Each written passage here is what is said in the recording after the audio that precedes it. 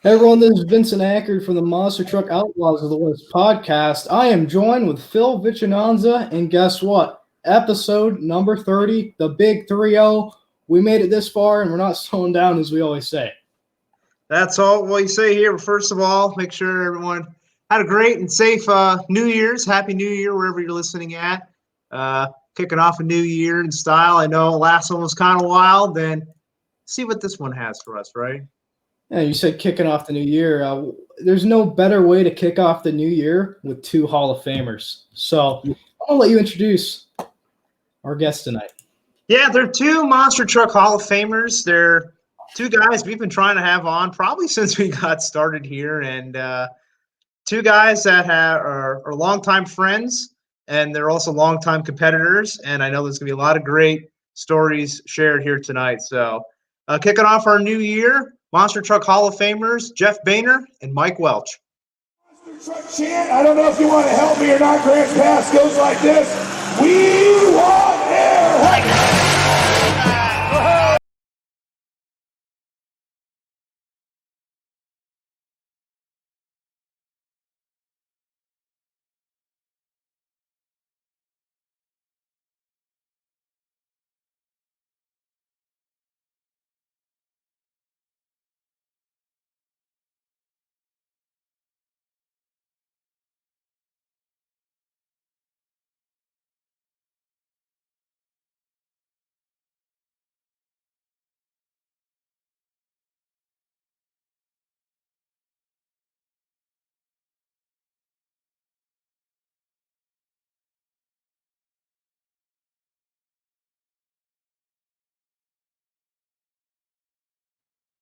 Jeff and Mike, welcome to the show tonight.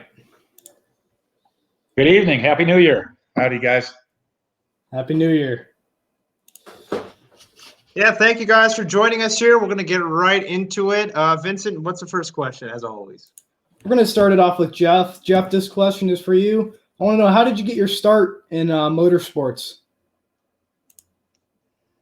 Well, my dad put me to work on our farm when I was about 7, and I convinced him finally I needed a mini bike to kind of get around the orchard, and just told him I would work as hard as I could for him if I just had a mini bike to get around there. So got into that, and that kind of led into a little bit of a motocross career.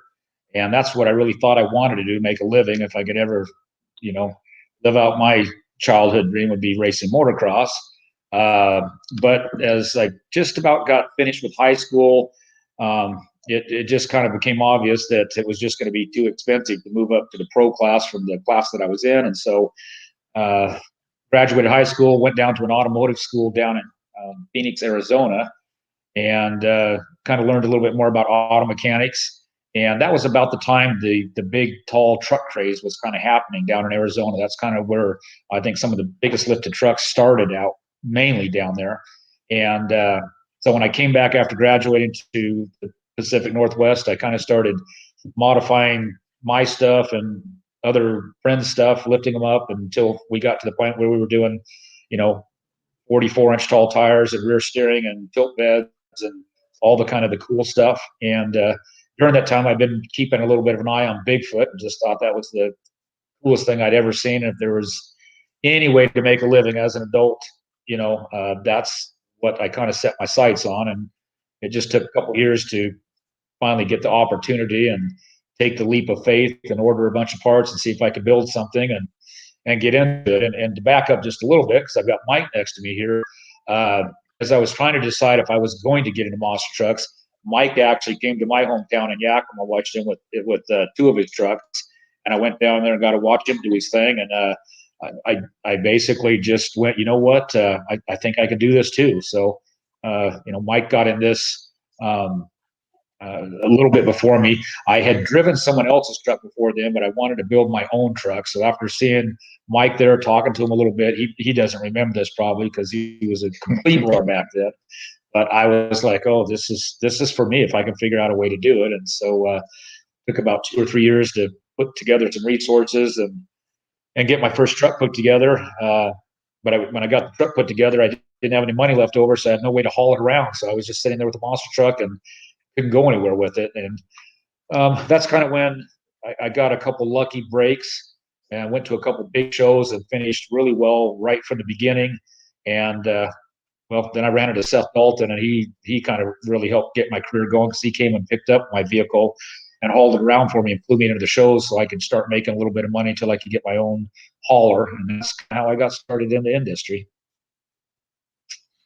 And same question for you, Mike. How did you get involved in the crazy world of motorsports? Well, it's just, I guess, pretty much a similar deal. A lot of us kind of came from motorcycles the early days. If you talk to a lot of the guys, I started really young. I think I started racing at like 11. And before that, it was any mini bike and any go-kart and anything I could do to try to weld and build together and put together. So I started welding and using the torch at about 5 years old. And Dad would let me use the torch first and taught me how to do that. Boy, I wanted to weld. So I'd make brackets and have my dad try to weld when he got home with the log truck. And those were good old days. The truck just weren't that good. And I could never figure out as a little kid why my dad was so tired and wouldn't want to weld. So the neighbor kid, he goes, I know how to weld. And but he really didn't. He didn't know what the hood was, and he tried welding on these old mini bikes, and it burned a lot of his eyesight. But he ended up being okay. My dad says, "Well, I better teach you how to weld so you don't hurt yourself." So I started welding at about 5, 6, and raced motorcycles and did good. But I was kind of the big, doofy, dorky kid on the motorcycle, just a little bit bigger than the average kid, and but I enjoyed it and I got to do it. And I'm very thankful for my dad to buy motorcycles for me and my little brother. And we raced several years. And that's how I started. And then it just went to the street truck. And I've told this story before, but I worked at the local wrecking yard at Z Auto Wrecking. After school, I was 13 years old and got my first truck, the 64 that later became the Monster Mash, and drove it on the street. And it was ridiculous and high. You'd look down at semi trucks; it was so tall, and they finally said, "You got to take this off the road." So I'm the one that changed the laws in the state of Washington: headlight, bumper height, all the stuff. They brought the paperwork out to the house and said, "You just can't drive this anymore after next month."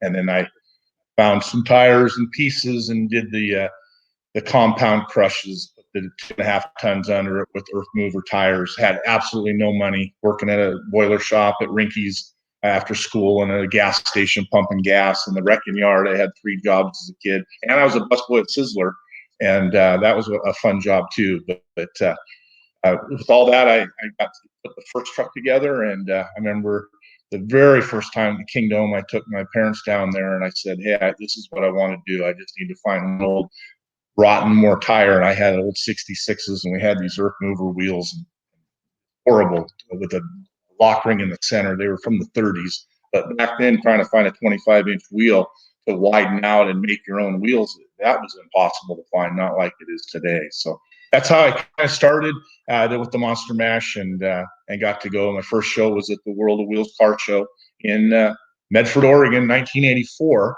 And it was a family deal. We had an old gas pot hauler and no diesel truck, and got down there and did the first World of Wheel car show. And that was the first time that the big tires were on it, and crushed cars. But it was a tough go. It was a family deal, and it's not like today where you just kind of get in the truck, and we all have eventful things that happen and on the road. We still do with the nice equipment, but it was a struggle those first shows, and that's where it started. So we just talked about and how you guys got started in the industry. Let's talk about how you guys started your friendship. How did you guys meet? Well, like I said, I actually went to a show in my hometown, and as bad as I wanted to race monster trucks, I knew that and my dad did not want me to try to make this a profession. He was kind of old school, where you go to college, you get an education, you join the workforce, or you just work hard. And he never could understand why people would even consider paying money to watch somebody run over cars. But so I needed to make sure this was going to make some money, and I didn't know really how much the trucks got paid or how busy they were or anything else. So I actually introduced myself to Mike. Again, he probably doesn't remember this because there was too many people wanting his autograph right then, but I snuck in the line and I introduced myself as the president of a local four-wheel drive club, and I wanted to know what he would charge to come bring his trucks out and do something for us. And he gave me a price, and he told me, hey, I'm booked out like 2 months. So it told me that, this was an up-and-coming industry that was probably going to go somewhere. And it seemed like pretty good pay and looked like fun. So I went, okay, I think this could be a business if I run it right, just work hard. So that's kind of what got that started and got me headed in that direction. And I got to tell you, it was a long shot, but I was young enough back then that I didn't know to be scared about what a long shot it was. I just kind of took a gamble and did it. And my dad, like I said, was really against it, but he ended up being, after just a year or two, ended up getting things off the ground and starting to make some money successful. He ended up being, I don't think he still really understood people paying money to watch him go over cars, but he didn't understand that his son was making the living and able to, to pay his bills with this truck and do something unique. So he kind of became a pretty big fan. He'd sneak out of work early some days and record all the monster truck shows on television and tell me who finished what, where, while I was out traveling on the road. And it kind of was nice to bond with my dad that way after him being pretty adamant that I not get into racing monster trucks in the beginning. And when I was really stressed out about whether to start sending out the money I'd saved up and have these parts come in and try to build this, and I just was on the fence of whether to go for it. My older brother actually said, you know what, you're young enough. If this all blows up in your face, you'll recover from it because you're young. So give it a shot, And so that's what I did. And yeah, I never thought I would be doing it for, I don't even know, drove over my first cars in 1983. And until this year with COVID, there's not been 1 year that I haven't been racing monster trucks until now. So I never thought I would be doing it this long, but it's a great career with just so many memories, and very blessed and fortunate to do it. So. And I know a lot of people are watching and joining us live tonight, so make sure you guys are liking and sharing this podcast video wherever you need to like it and share it. And if you have any questions for these two legends, make sure you leave them in the comments, and we'll get to them at some point in tonight's show. And next question for Mike. I know we'll probably talk about a lot of the unique concepts you had with your trucks, but really right at the beginning you had Monster Mash. What was the thought process of naming Monster Mash and creating that first truck in your stable? It just came about of I don't even know if I was 100% on the original deal of the name, not like the later stuff that I did, but it just came to be of the Monster Mash. It just seemed like a perfect fit for it, and that's just how we came up with that original name for the Monster Mash. I've had lots and lots of different ideas and things that I've wanted to build. I've been very blessed to try just about anything and everything that I dreamt up, and the quality wasn't always there. I'm a lot fussier and a lot more detailed now building things, but in the early days, it was just get it together, get it out, try it. And I think the early days was part of the stuff I remember the best and had the most fun, because the trucks, everybody from around the world tried something that they thought would work. And there's a lot of very, very talented people that come from all aspects of industry. And we tried lots of different things. A lot of it didn't work. Some of it did work. And other things that we've learned, stuff that we cut off and tried, not just me, but industry in whole, stuff that we cut off and said, well, it isn't going to work. 3, 4, 5, 10 years later, it was working. We just didn't see it through, or we were ahead of our time. Even me and Jeff were talking today about the seats, where we went through the suspension seats and the Mickey Thompson days, and seeing the Ivan Stewarts and the off-road guys and their great suspension. We thought that was definitely the answer of the seat. Well, here, so many people got injured from these seats blowing apart and the steel tubing coming up in your tailbone and jamming in your leg, or you name it. And here to find out that really we needed a hard type of a seat and strap ourselves down inside. And I don't even remember where and how many years ago, but it seems like I remember a mud racer or a monster truck guy that took a ratchet strap, because the ratchet straps haven't been around forever, but ratchet straps is a poor boy seatbelt into a fiberglass bucket, the $25 dune buggy seat. And the guy never got hurt. And to look back and say, man, that guy 30 years ago was actually ahead of the time for all us with our suspension seats. So a lot of ideas and things come to play. There's a lot of great, smart people. I think the Canadians, with their industry of oil and all the stuff, there's a lot of smart Canadian guys up there that helped innovate a lot of things in the industry that didn't get credit also. Got that right. Similar question to Jeff. Your first truck was the hot stuff, and even looking back at it now, it's still such a unique truck. What made you want to build a Jeep truck like that? It's open air, and it's still today very different than a lot of other trucks.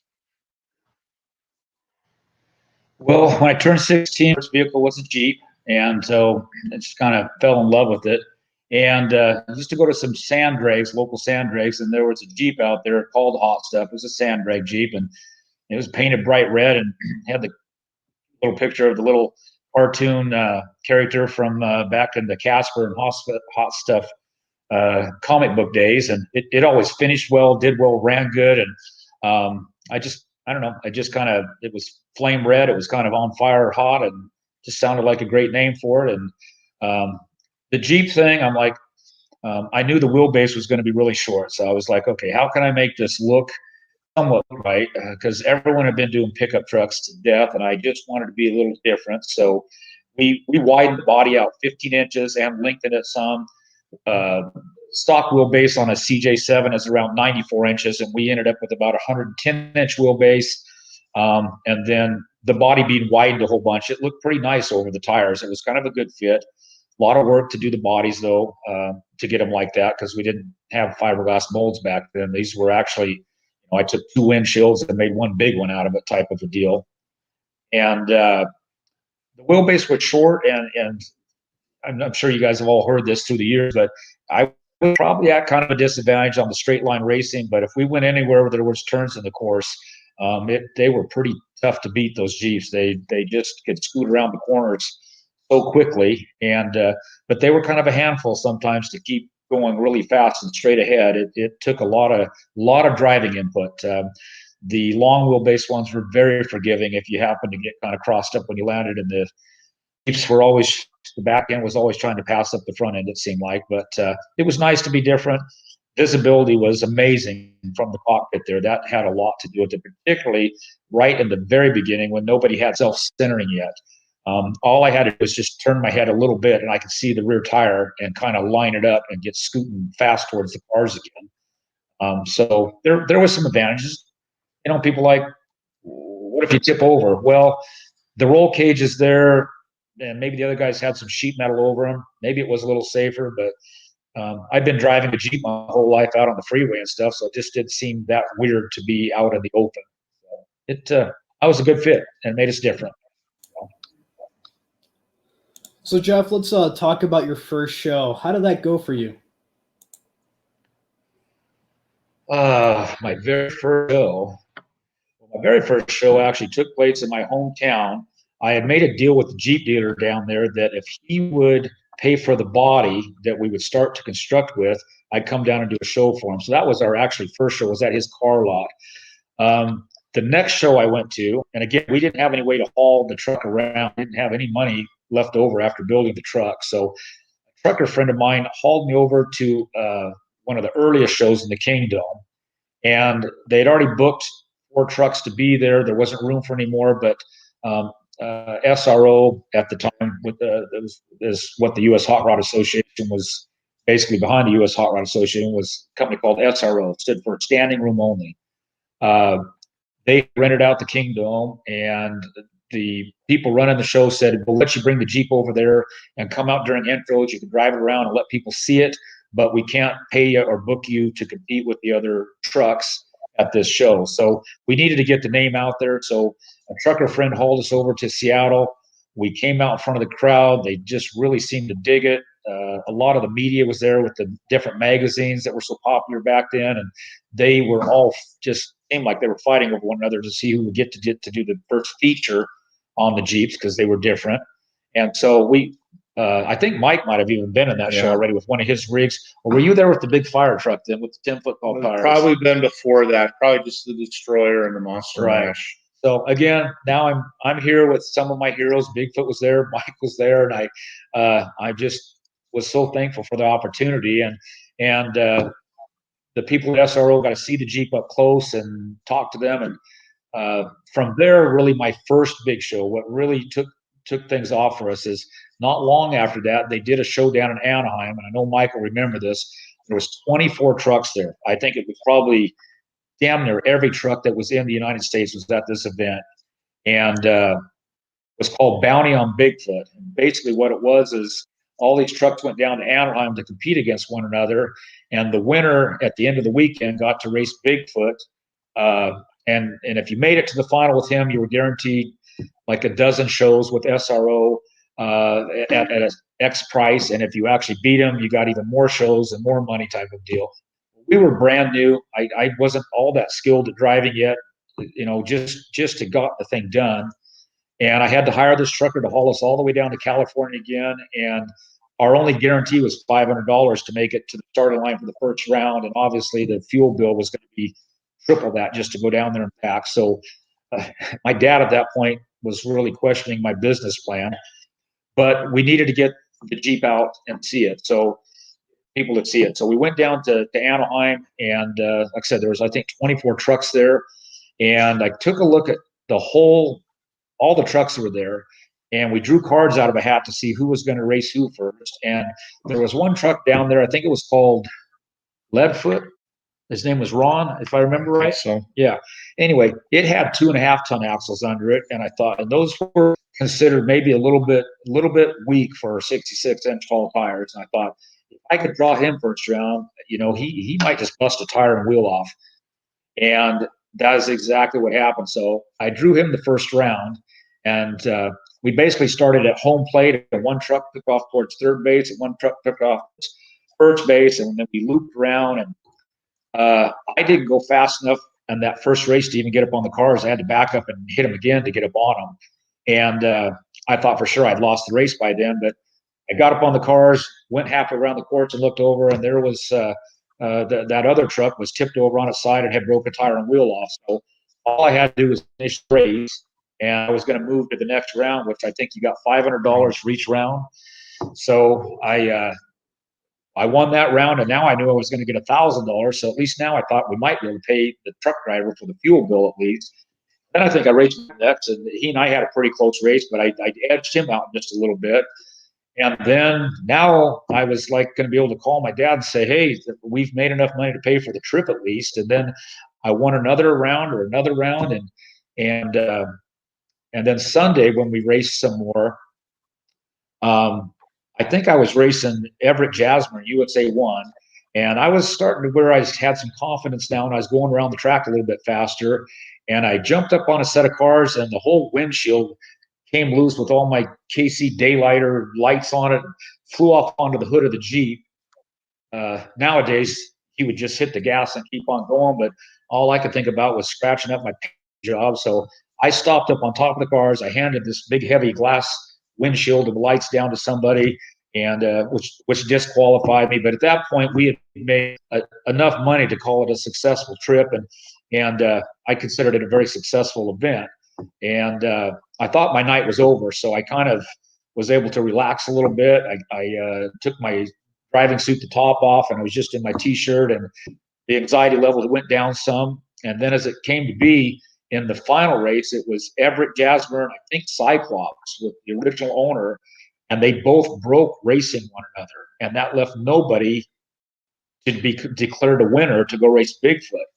So even though I was kind of chilling out on the sidelines and just enjoying the moment, as soon as both trucks broke, we all looked at one another and went, what are they going to do now?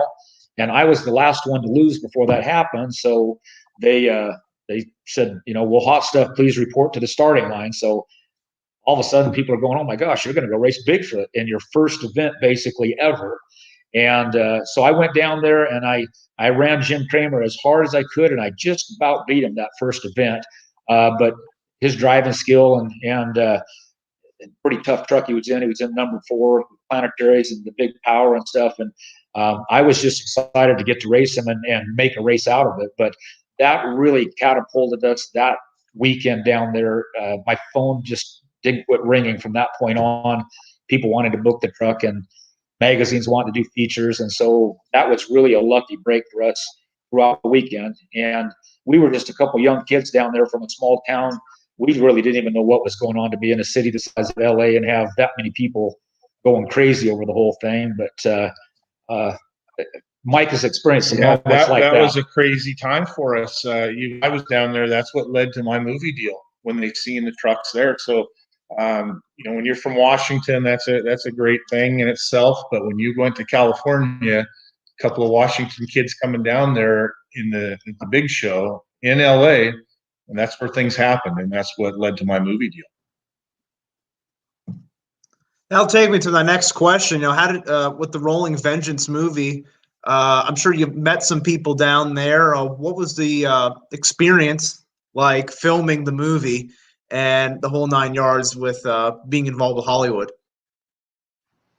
Well, it was unbelievable. The deal came from that Anaheim show. They had seen the cab over the original Destroyer 1, and it just would be that they were working on a script for this father-son trucking movie where the kid builds a truck to go out and take revenge on the people that have done bad. The way it came down, some of the producers and art department and people wanted a flashy cab overlooking truck, and other people wanted the Mad Max outhouse looking crazy primered semi concoction. And right up to the very end, when we had to leave from Bellingham, it was filmed in Toronto, and we had 2 trucks. Basically, one was used in the city in the studio, and one was out in the country where the bar was built and all that stuff was built, custom built for it, other than the one warehouse scene. But we did that movie, and it was just great to be part of. I really thought that, boy, my calling was going to be. I think I was 23 years old and pretty much beat out everybody there was at the time. Thinking back to the money that was paid, the money that I made on that, cut a check to a 23-year-old kid, I think I would be nervous to cut a check that big to any 23-year-old kid, regardless of their talent. And they did, and we went up there and had a great time. And up until that point in my life, I'd get nervous about stuff. And when the truck and the stunts and, we broke a tie rod here and there and hitting the walls and stuff we're driving through, but it helped me learn to relax at the shows. There was never quite as much pressure as when all the departments and all the people and the timeline was on you with the truck. So I matured a bunch there, and I learned to stay pretty calm on anything after that I did. It was a good learning experience. And for me to get to work with the people that we did, Gary McClarty, stunt coordinator, he did Blues Brothers and Beverly Hills Cop and all these different movies that I just thought was so great as a kid to watch. And here I am working with these people, and Terry Woodcock gets to be around all this kind of stuff now. But for me back then as a kid, it was just a dream come true. And I don't know if they do this today in the stunts and all that, and Terry would know more than anyone probably in our business. But I was amazed by the way the stunts were going to go down. They would pull out a bag of Hot Wheel cars, and they'd say, "Okay, Mike, you're in this one. This person's in this one. This one is this one," and we'd do it right in the ground. And we'd all take the cars, and they would tell us how to drive and where we were going to go through the shot, where we were going to end, and what was going to happen. And it was so simple but so perfect, and just a great experience. There would have been some other movies that would have come along that other people got in the industry. Just a few years later, we were in Japan doing the shows, and my mom was dying of cancer and lost all the numbers for those other movies. And, the person that got to do those movies always asked me why I didn't do those movies, and I told them that we lost the numbers. We didn't have cell phones, and it's just the way it went down. So I always thought I'd get another shot at it, but I've sure had a good career and a lifelong time of memories just doing that in Canada and doing the original role. Well, guys, we got a lot of great people tuning in tonight. And Phil, you got any fan questions for us? Yeah, I'm sure there's a lot of comments here. A lot of people in the comments, a lot of veteran drivers. I see Todd Blazer's in here, Phil Tristan, Joey Haveman, and also our past guest, Rick Corcio. And he says, Mike was a large contributor to the rule book and was also the reason for the rule book. Well, that's probably true. And Rick's a great guy, and lots of stories there. And we enjoyed his time on here also. That leads me to another follow-up before I get to another fan question. A lot of people point to you, Mike, for being almost the father of freestyle. For however way you look at it, you're always at the top of the list of people who created what's now known as freestyle. What are your thoughts on that? And was that something you thought of so many years ago? Well, I don't know if we thought about it that of being the freestyle, but it was a lot of things are created out of necessity. And right beside me here, you've probably got one of the most proud competitors there are in the business. He's right from day one. Jeff had great equipment, and he had a burning desire to be the very best. So he took the racing serious, and maybe sometimes more serious than anyone else in the business. That was Jeff's thing, having the perfect equipment, top-notch equipment always. And he took it very, very seriously. And it didn't matter. It was guaranteed money. If he earned #1 spot and he won in racing, he wanted to be just the winner. For me, with equipment that in the early days, I was able to do pretty darn good without the supercharged engine, without the high horsepower, just the reliability and the gear reduction. When the original trucks were made, pretty much everyone that got 5-ton axles had 644 gears in them. And a 644 gear with a 66-inch tire, unless you could find some other reduction. Some of the guys put double transfer case in and dropped that gear ratio down a little bit. But a lot of guys had trouble just getting up on the cars. If you didn't take a big run at it, they would, what I would say, hump the cars. And in that humping process, would spit the axle shafts of those 5-tons. They just couldn't handle a full pleated tire. That rotating mass would snap the axles. Where I had a little bit of advantage is I started right from the start with a unmarried auxiliary transmission, a Brownie box. So I had a 3-speed Brownie box in the unit with the low range of the transfer case. So I had a little lower gear. And that's why when you look at the original Monster Mash, the bed was weird. I just had short drive lines, coupled as short as I could. And that's what I needed to have that auxiliary transmission. So that allowed me in the early days to do pretty good. But there came a point where the reduction couldn't save my bacon anymore. The horsepower was coming. The superchargers were on everything. Guys were making the transition from 2 or 3 Predators to fuel injection. So there was just nothing with these early trucks that I had that could compete. So with the Super Pete being solid suspension, it would air out pretty good. I could get a night, and it was narrow. And Jack Willman Sr. in Hawaii was the first person to ever notice that I had narrowed the wheels down to 28 inches with a 66-inch tire and shaved the rubber off so I was even narrower, and it would allow that truck to pop up pretty good. While the other wide trucks that were tracked at 12 and 13 feet wide would knock the trunks down and knock the hoods down, the Super Pete would be nice, fresh cowl and trunks. And if I hit it faster, it would pop up pretty good for a solid carbureted deal. So there was many races, especially Hawaii, where it was money, points, racing.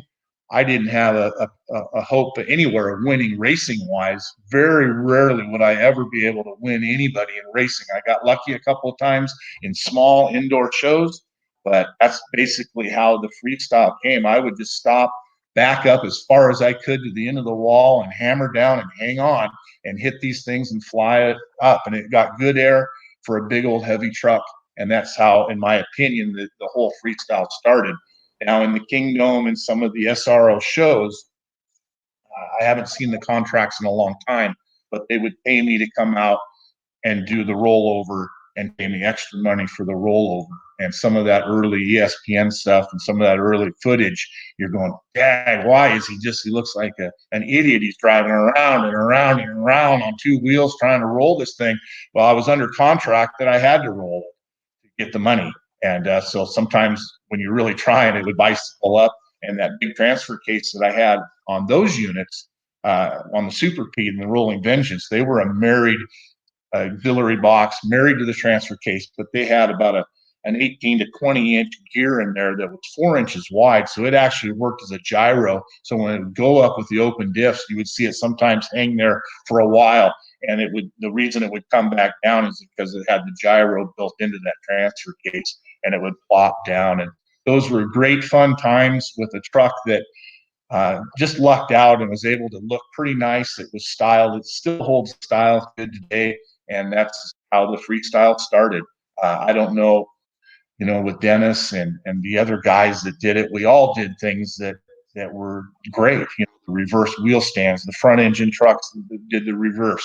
And everybody had a part and a piece in the freestyle.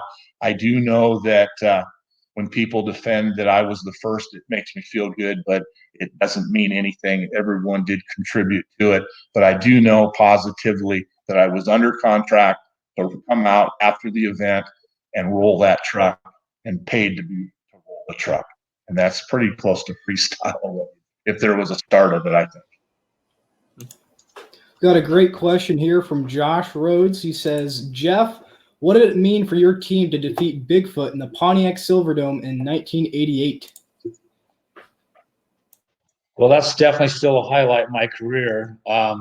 I had just started hauling my own equipment around. I was brand new to the trucking industry, didn't really know what I was doing, just kind of flying by the seat of my pants. And SRO had me on kind of a tour that took me all the way around the United States, from the Northwest down to Anaheim, then shooting all the way over to Tampa, Florida.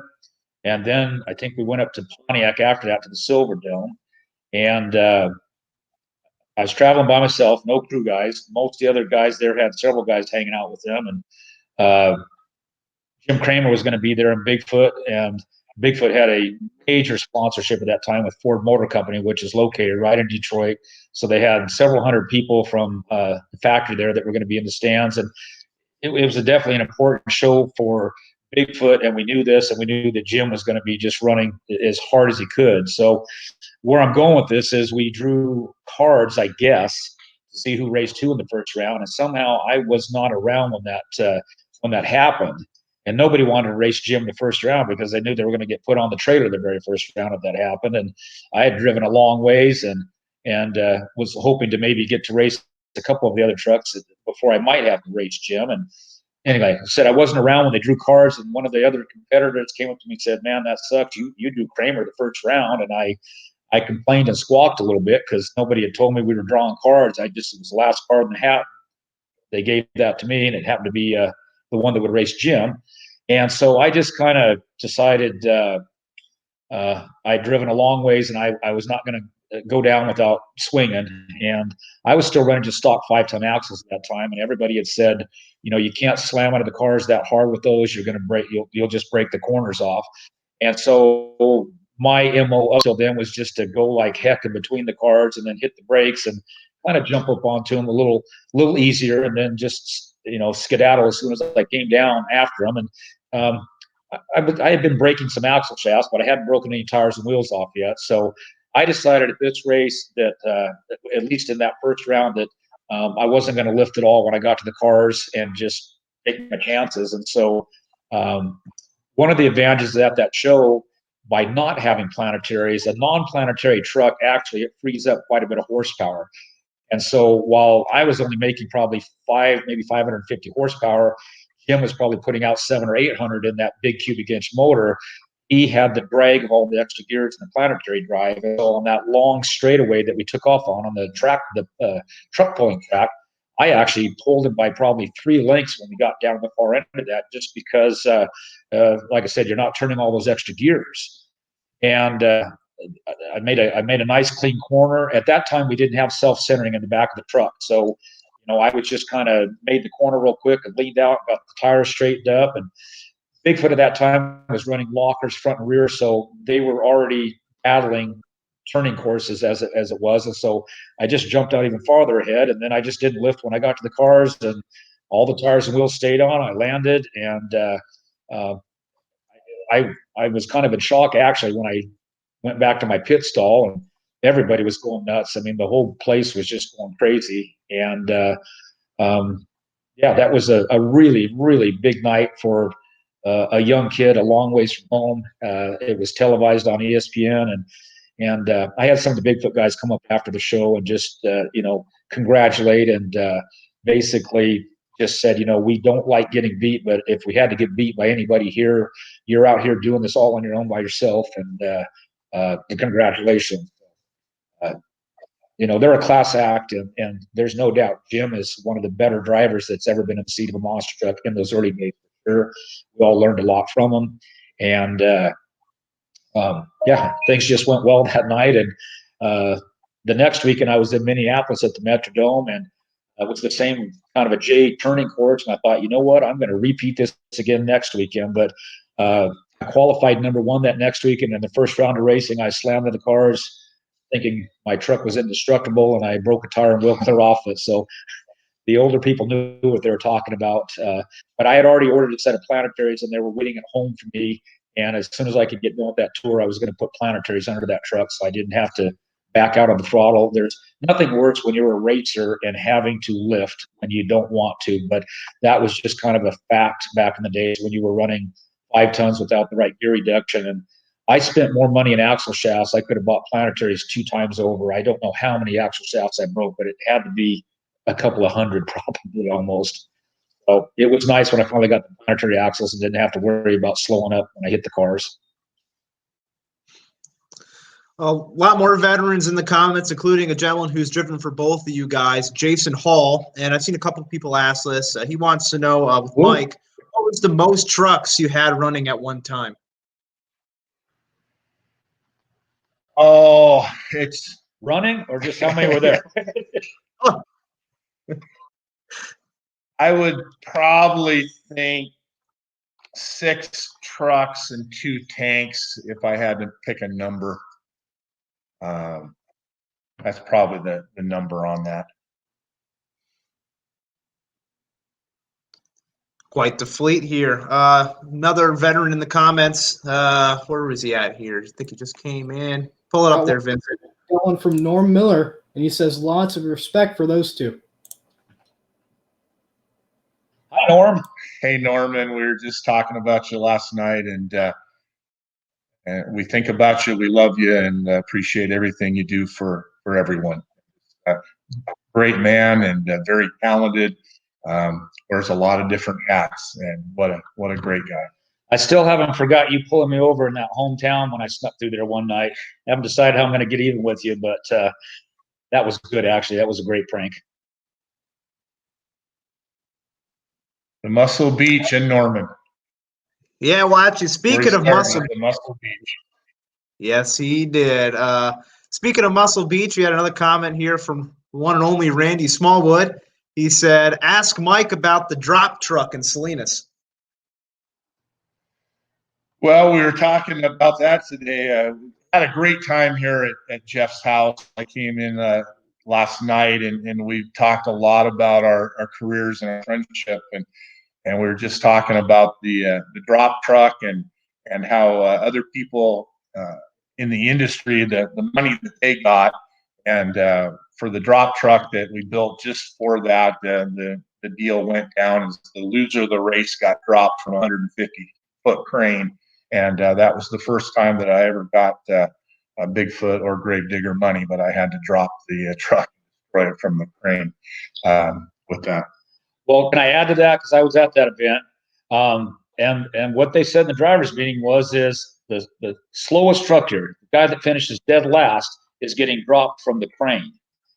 And Mike had built kind of a purpose-built truck to get dropped from the crane. It was just kind of a mock-together thing that could power itself around, but by no means was it supposed to be out there winning any of the matches. And I don't remember who it was, but I think you beat somebody there. It was close. I backpedaled a long ways. I don't remember which truck it is, but it ran really well for what it was. And by then, the longer courses, we were getting dirt in front of the cars. So if you got a lucky little bounce and things, it would go across there okay. And I did remember looking over, and I was ahead of whoever it was, and I backpedaled a little bit, so we didn't. I wasn't going to lose there. I didn't want to drop my truck from 150 feet. It was short enough as it was. But Mike's truck, when it got done, the two tires were actually touching. It had zero wheelbase. It was pretty.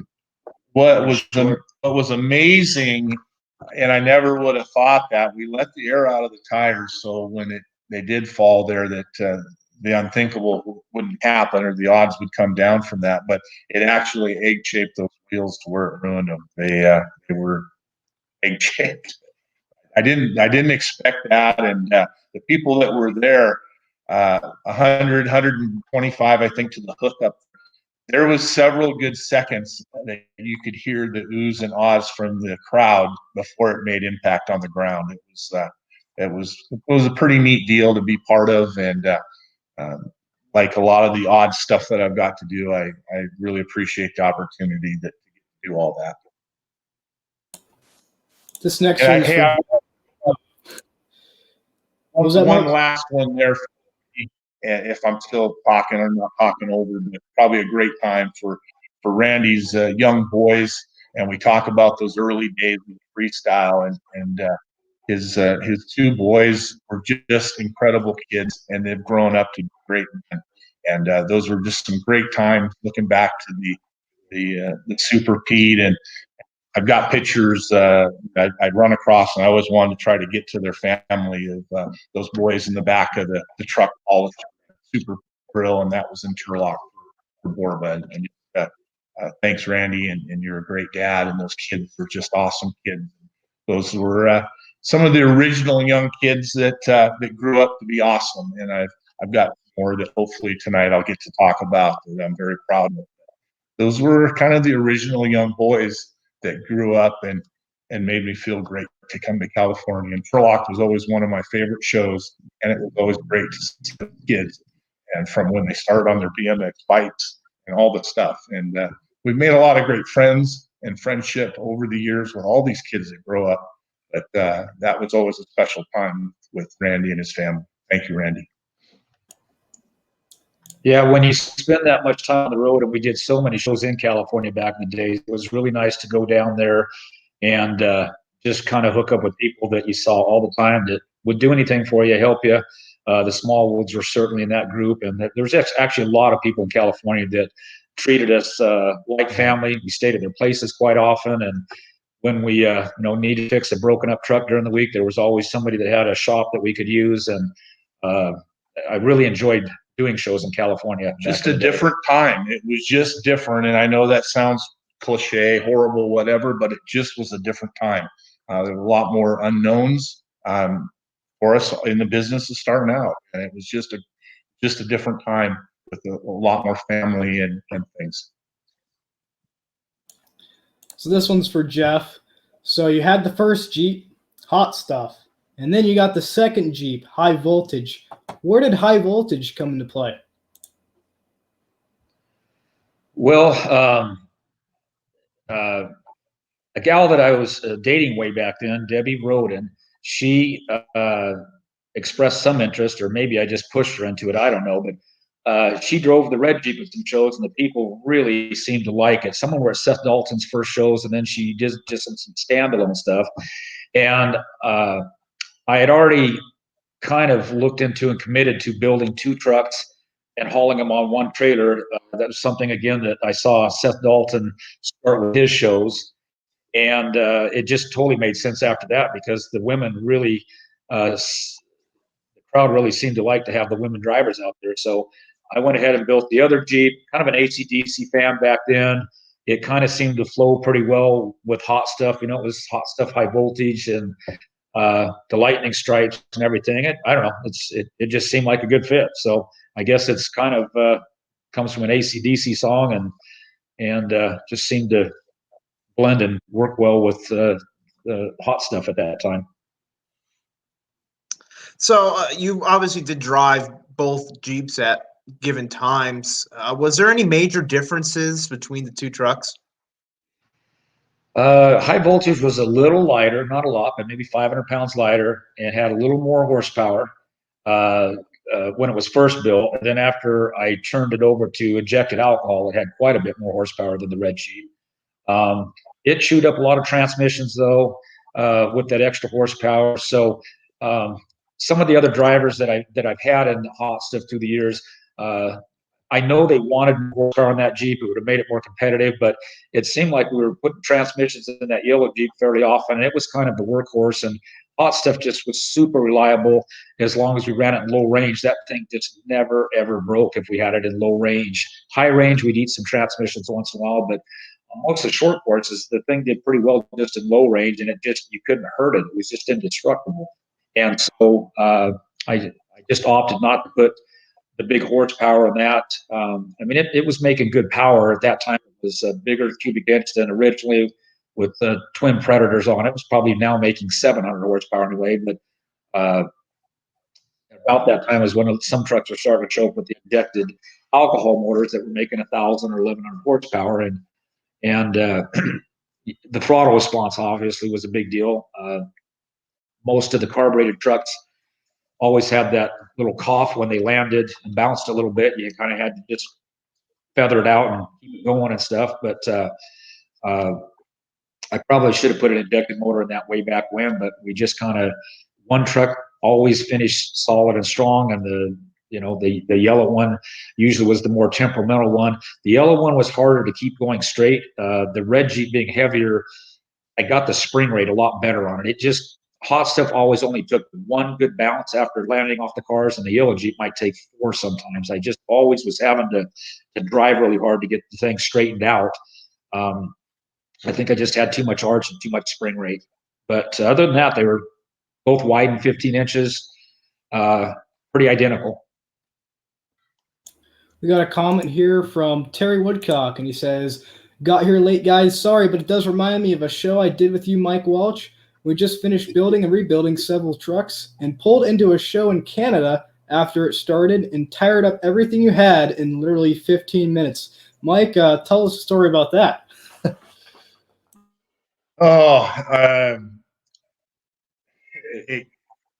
It could have been a couple of different times, but just Terry had helped, and we've built a lot of different trucks. And kind of the story of my life, I've always been behind the gun and getting stuff loaded up and getting to the show. And it's probably one of those drive all nights.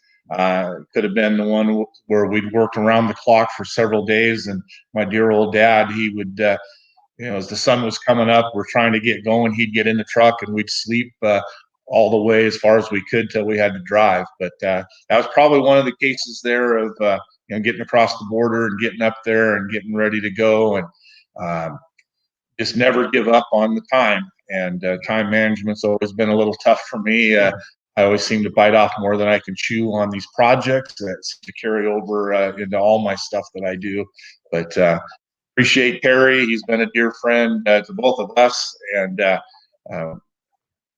he's built a lot of trucks and a lot of knowledge, and we've got a great group of guys, and especially on those early two frames. And maybe I can put in I wanted to talk a couple of monster truck quotes, and maybe this is a good one with Terry asking the question and the old timers. The one comes from our good friend Gary Schott. It fits kind of in our career. The monster trucks will break your back and make you fat. That was Gary Schott's claim there years and years ago. And then when we first started building the first tube trucks, we'd come back from Japan in '90, and Jack Caberna, we talked about square frames, the old school, and the tube frames, and why. And he goes, "The good Lord put round bones in our body for a reason. He would have made it square if they were stronger." And that was Jack Caberna's quote back in the day, also of getting these. I think we got a follow-up from Terry here. He said, you pulled the tractor out from underneath the trailer and unchained the tank and just flew off the end of the trailer. Yeah, we got stuck at the border. Oh, man, that sounds like a fun time. Yeah, that was the little hot stuff. And at that time, they could run a B train in Canada, but the B train laws in Washington were not quite up to speed. So we knew once we got into Canada with this B train that it would be legal. And what we did is we took a normal deck lowboy, and on the back ramps, I put the fifth wheel attachment, and we had a short little trailer.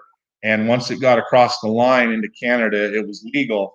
And the Army tank was on the back. We had the landing gear all the way underneath, so we just snapped it out from under it, pulled the lead trailer out, cranked the landing gear, drove the tank right off the trailer, tilted down, and we were in business. Got a comment here from Bruce Scott, one of our past guests. He says, "Hey Jeff, my son Lonnie was in love with Deb way back. Then he was 7 or so, hung out with her, and was always talking about her." Yeah, Debbie was awesome. I still stay in touch with her. Debbie grew up doing barrel racing and horses and background in that, and she kind of did get really hooked into the monster truck thing. She was great at it. She worked in the shop with us. She traveled with the trucks. It's arguable who really was the first woman out there doing everything, but I can certainly tell you, as far as going out on the open circuit and competing against the men out there, traveling with the trucks, working in the shop, and just doing her own thing, she was certainly one of, if not, right at the very beginning of all that. And I asked her about from time to time if she'd ever, want to get back involved in the industry. Years ago, I did, and she said no, but she got to do some really cool things. A lot of people don't know this. She got to drive for Bigfoot at one of the Jamboree events.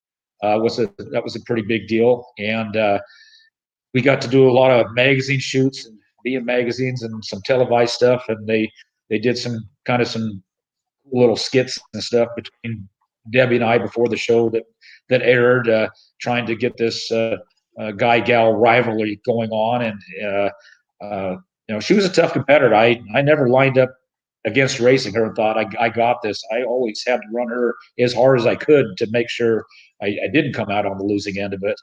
And anyway, I hope that someday they recognize the women that are in our sport at the Hall of Fame and some of these podcasts and stuff, because there's lots of them out there that have contributed to this too. And it's tough. I mean, it really is a beating in those trucks. And so I admire anybody that will get belted up in one of those and do what they do. And certainly back in those days with the bouncing around of leaf springs and everything about that was heavy duty. And somehow Debbie always managed to have that big, beautiful blonde hair and the nails and the whole bit. But she was right there helping put tires on and off, and cleaning the trucks and on it. She wasn't just a there as eye candy. She was a working part of the crew. Another fan question from past guest Steve Corcio, and he says, "Happy New Year, guys. Two of my favorites. How long ago did we meet?" I don't know who wants to go first. When did you guys first meet, Steve?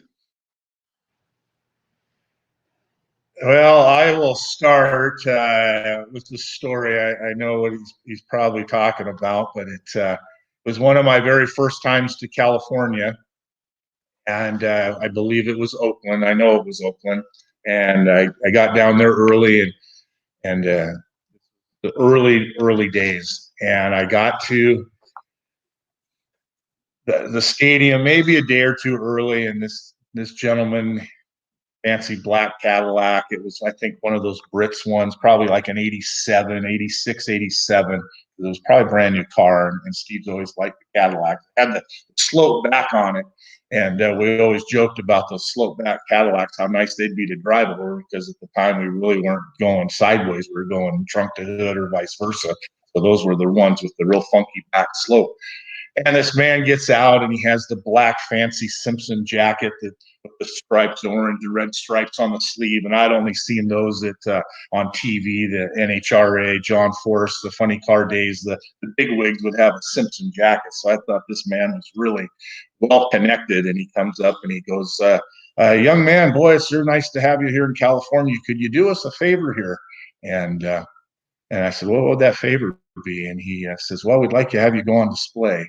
And we went on to, he said, "Follow me. The display's just down the road." So I'm in the semi following him. He pulls over and he goes, No, that's not the right one. And we go to another one. We go to about two or three of them. And finally I get out, put the tires on and tire up. And the guy, the manager of the dealership, he comes out and he goes, "Boy, sure lucky that promoter came by here and got us this display at the last minute that you were early." So he hustled that up on the fly.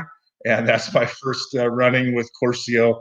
I don't know if he had much affiliation with the big company at the stadium that day or not, but that's how I met Steve, and we're still friends to this day, and have a lot of good times. We got a lot of good laughs, and he is always putting something together.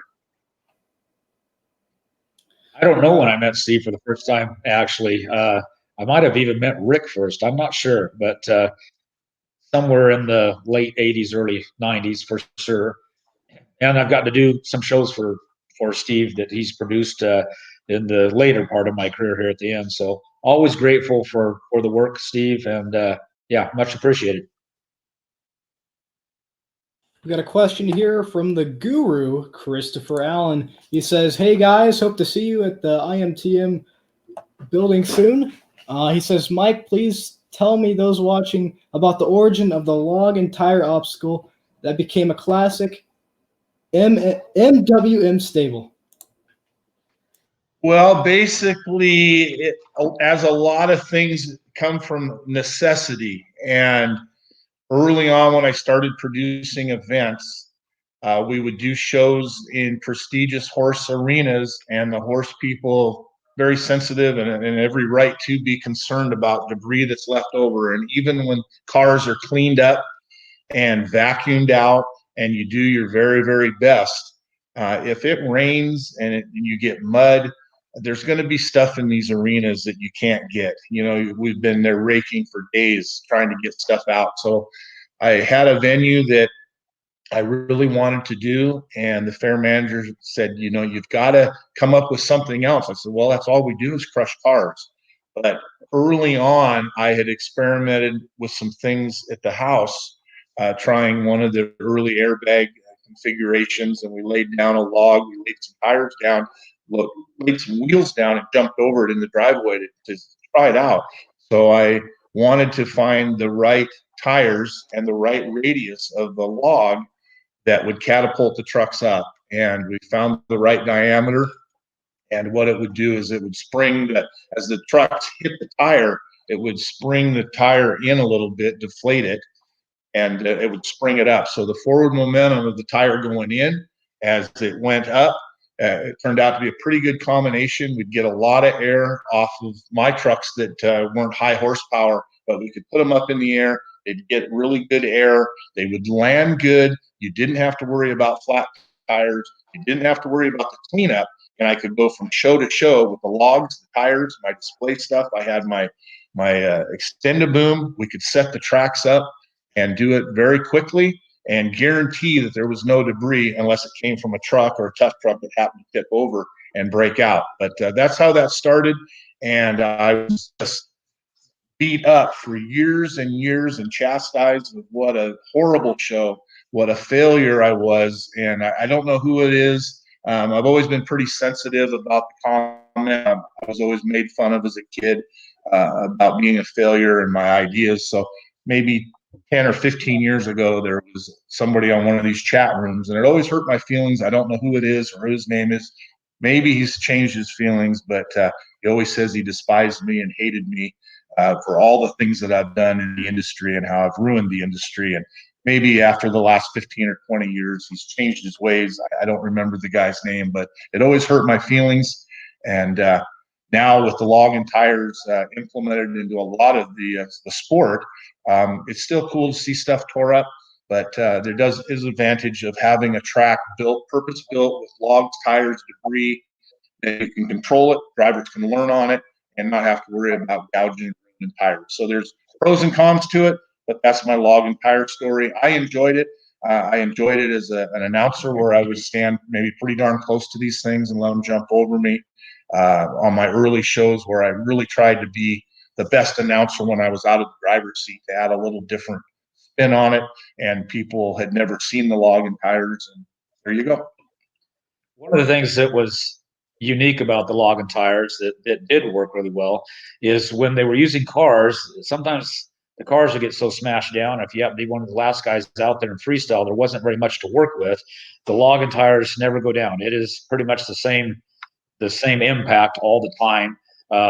Sometimes a little challenging to keep the tires straight and the log positioned right, but the times that we took more effort to kind of pack some dirt in around to where they'd stay in place really good, it made for a really consistent jump all the time once you kind of got used to how you wanted to hit it and stuff. And it didn't matter whether you went first or last. Everybody had the same opportunity to hit the exact same obstacle. So I wasn't too sure about it at first, but I became a fan of it after not too long of running on Mike's courses with that. Yeah. No, you got. Don't let the haters ring it down, Mike. Trust me. Last couple of years I got to work on the Monster Jam Triple Threat series, and there's a lot of what goes on at those events, and especially how the track is built. That if it wasn't for you trying it so many years ago, there's no way that they would have had the idea to do it so many years later. So just like Terry Woodcock says again, haters create winners.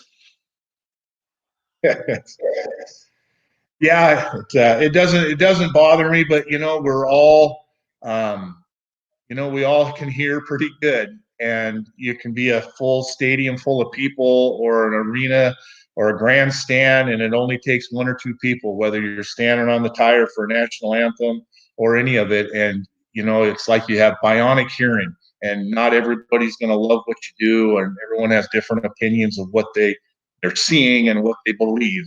And but we're all human, and we all have feelings. Some wear it on their sleeve, and some keep it bottled up. But we just try to do our very best, and but we do hear those comments, and we're all human, and we all come out to do our very best each and every time, whether you have the very best equipment, state-of-the-art equipment, or it's your very first show, and you're just so thankful to get to be at a show. So everybody has feelings, no doubt. I just always ask the critics, "Where's your truck?" And they don't really have any response for that after that. So, fortunately, most of the time it's not that way. But I agree with Mike. You can have a whole stadium full of people going nuts over you, and somehow we just listen to the one guy that he's just going to complain about something, and yeah, you just got to kind of brush that off and realize that most everybody's super supportive in all of this. So it's all good. Yeah. Hey, we're all one family in this business. It goes so far and wide, just like this podcast. And make sure you guys are liking and sharing this video.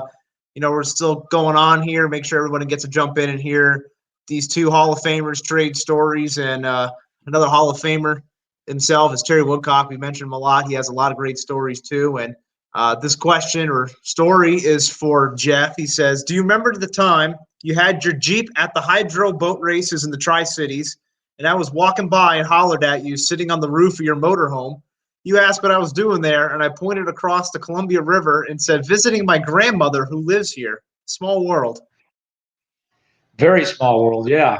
Terry, man, he's kind of lived everywhere. I never have quite figured out where he calls home because he's kind of been everywhere, but he definitely calls Washington State home. He's got a lot of family up here still, and I do remember that. Yeah, there's actually kind of a story that year that the trucks were there that I don't know if I can go into or not, but I guess we'll save that for the storytelling at the end of this. So that brought back a memory.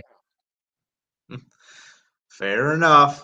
We got another whole bunch of fan comments in here. A lot of great questions. So trying to get to everything here.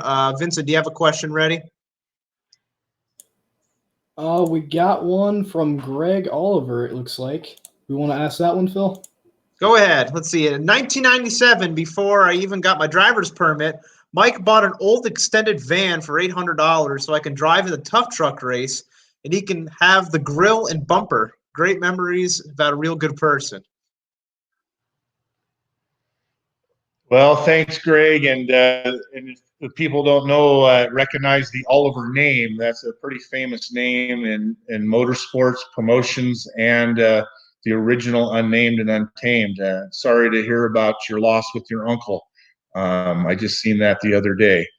But the Olivers go clear, great people, and thanks for the question. And there, Greg, and I hope you're doing well. Say hi to your family, your mother and father, and everyone. So great to have an Oliver on the question here. It comes back to the original Unnamed, Untamed mud race tractor tire, true California legend, one of the very best from that family. Actually, speaking of Unnamed and Untamed, I know I saw a question asked by Brandon Robbins. He says, I'm not sure if this is correct. I recall Mike West rolling the new Unnamed Untamed shortly after it was built a few weeks before Thanksgiving one year. Any clarification on what happened and where? Were any of you guys at that show? Well, possibly. I'm going to just go out on a little bit of a limb here and tell the story anyways, and I think it's going to be the right one. But Mike West personally didn't drive Unnamed and Untamed. I drove it a little bit, and what I loved about it was in the days before I had blown alcohol equipment, Mike West had lots of it. I'm from LA, and he had some of the best, highest horsepower stuff there was in the early monster trucks, no doubt. And before any slap wheelies were done, before anyone rode a wheelie, I said, man, they were just begging. When we come down off the stack of cars, get on the throttle, I knew it would stand up. And he goes, well, if you think it can be done, get in it. So it was in that particular one time, my very first time was Ukiah. And we got there, and I drove it, did a slap down on the stack of cars, stepped on it, rode a wheelie off the end, and it was still vertical. It easily could have tipped over backwards because I was a little disorientated my very first time trying to get my feet on the pedals because I was dragging the bumper off onto the dirt, just inching along, and then I could get my foot on the brake. But that was the very first time slap wheelie off the cars out in the no man land was done. And what he's probably talking about, it's not the best etiquette always that I would bring out. I brought out Unnamed and Untamed in California doing a wheelie, and I wasn't driving that much, but I did have flip-flop shoes on, and when I did roll it, the flip-flops came out of the roll cage onto the ground, and I was barefooted on there. But they were fireproof flip-flops, though. That could have been the time that he was talking about that. But to my knowledge, in Unnamed and Untamed, Mike West never drove it, but I did drive it a couple times and did the early on slap wheelie and dragging the tailgate way before I ever had any blown alcohol stuff. But he had a lot of horsepower in the early days from his mud racing. So this one's for Mike. You know, this is something you still do to this day, which is announce shows. Now, do you remember your first time announcing a show? I do know, and I just started the transition from having the trucks to doing my first shows, and I wanted to have an announcer there that had announced or was going to help, and the person didn't make it up, and we got close to showtime. So back in the day, the food man, Ed Roski, he's passed on now, but he would have the big carnival style food, and he was a showman of showmen. And he says, Michael, he says, just go and do it. He says, you have the knowledge of trucks, but I didn't have any fill. I didn't have anything that I do today naturally as part of my announcing. I didn't have, so I was all technical stuff, the tire size and the guy and the name and the truck, and no fill of it, just strictly technical things. And so Ed encouraged me to do it. So as I was coming in for intros, I was still driving then, and he would announce a little bit, then I'd get out of the truck and continue, and then that's how I started, and just slowly came about, and I really enjoy it. I enjoy it with the people. My style is a little different than some, but I do enjoy it, and it kind of just takes me to a little bit. I wanted a shout out to Dallas Glenn Rogers, one of the very best young talents, and he's one of the young boys that I wanted to talk about a little bit throughout the night, of the kids that were just grown up. They started out as fans of the industry, and they're making a mark in the industry. And when I'm fully done out of this, and the old timers are all gone, somebody's going to have to fill the shoes of the old timers. And Dallas is one of those people that are going to go on and going to be the very best there is in this industry as an ambassador, as an announcer, as a great young man. Just one of the many. The Joey Habmans, the Stephen Smiths, these kids that I got. The Stephen Smith story is old school, and the way I met him was through his father, Chopper. They came and said, "Hey, I got a video of my son. He's about 4 years old. He's got an ice cream cone." He says, "The Super Pete's my favorite monster truck," and he showed me that of him in Portland at the Coliseum there, Rose Garden, one of those shows. Here's a young boy about 3 or 4 years old with an ice cream cone, and saying his favorite monster truck was never missed any shows. But when the young boy gets to be about 18 years old and the father shows you his young son hold an ice cream cone and that's his favorite truck, how do you say no? And brought him on board and taught him a lot of things, and very talented young man. And it's just nice to see these kids grow up and become young men. It started, and we all get older, and we have to pass the torch in this whole generation. And who's going to fill their shoes? And there's a lot of great, talented young kids, and he's just one of the many. And Preston, we've talked about Preston just earlier. Maybe you could talk about Preston just a second. A little off topic, but we knew this was going to happen when we started telling stories. Well, with That's Preston, fine. Preston visited my shop one time, and I wasn't quite too sure what to think about what his abilities might be, and I'm just amazed at how far he has went in this industry. He's turned out to be a really talented driver and pursued his dream, never gave up, and has accomplished some big things. I mean, he's sitting at the big table a lot of the time, driving, at the big shows, and not easy to do, but he made it happen, and he's just a great individual, and every good thing that happens to him, he deserves. We're sure proud of him. And the three kids, there was Dallas, Preston, and Willis, and they were the three young boys that were all friends, and I'm sure proud of those young kids, and they've all gone on to do great things, and just proud of the kids. And I never had kids, never married or anything, but I tell you, it sure makes me feel good about watching these young boys grow up, and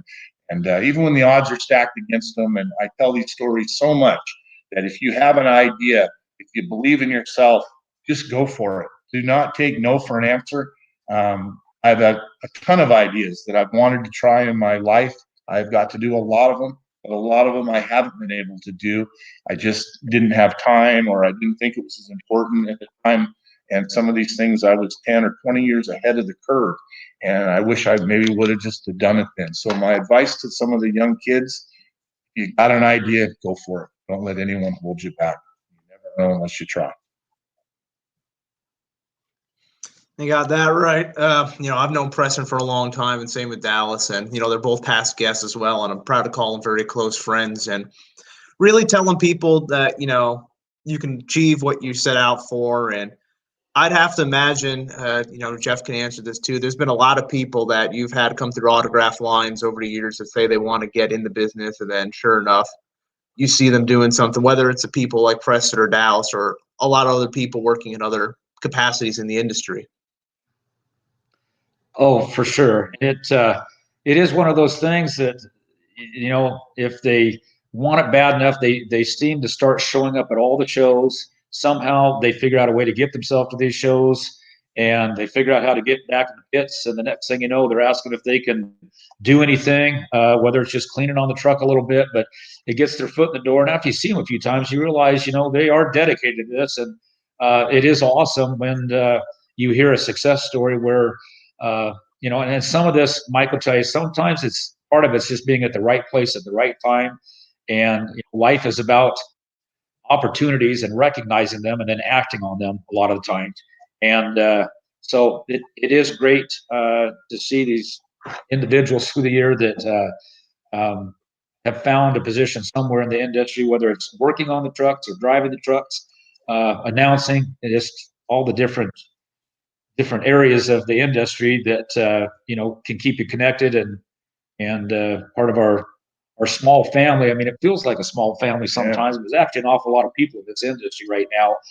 It's grown so big, and so I used to feel like I kind of knew everybody. Now I don't feel like that anymore. It's so many generations and generations, and it was the young father with a very young child, and then now that he's an older man, and that young child has grown up and has a child of his own. So the generations just keep coming together with that. So it's great to see.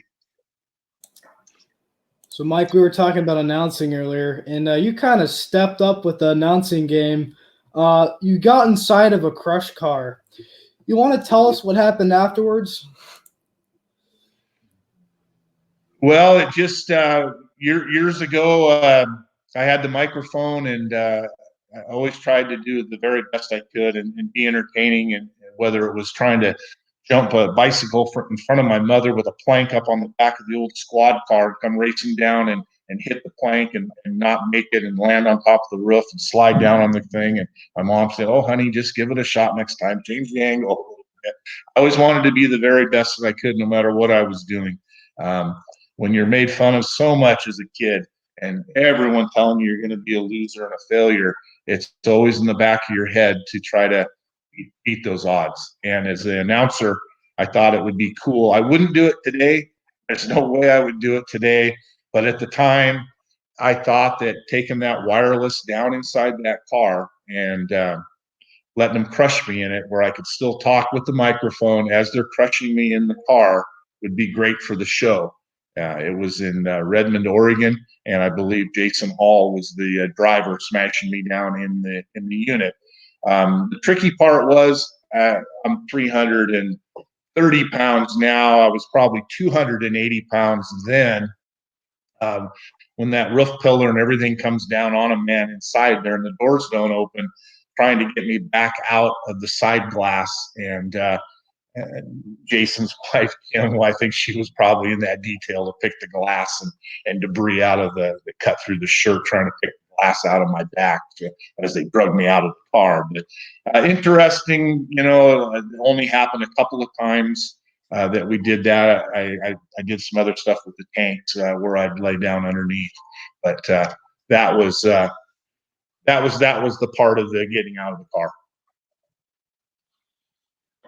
Hey, you always did a lot of different things when you're on the microphone, Mike. I know I saw a comment there. You were dragged by Super Pete, and you would be in the truck announcing at the same time. It's really a lot with your creative mind, especially a lot of like the different trucks that you had running around, whether it was like the Chuck Wagon or the Super Sprint. You're always a very creative mind and willing to just try a lot of different things. Yeah, I don't know if we're okay here. We had a little battery glitch on our screen. Are we still up and running well, everyone? Can you hear us? Are we okay, or have we got into a vapor lock?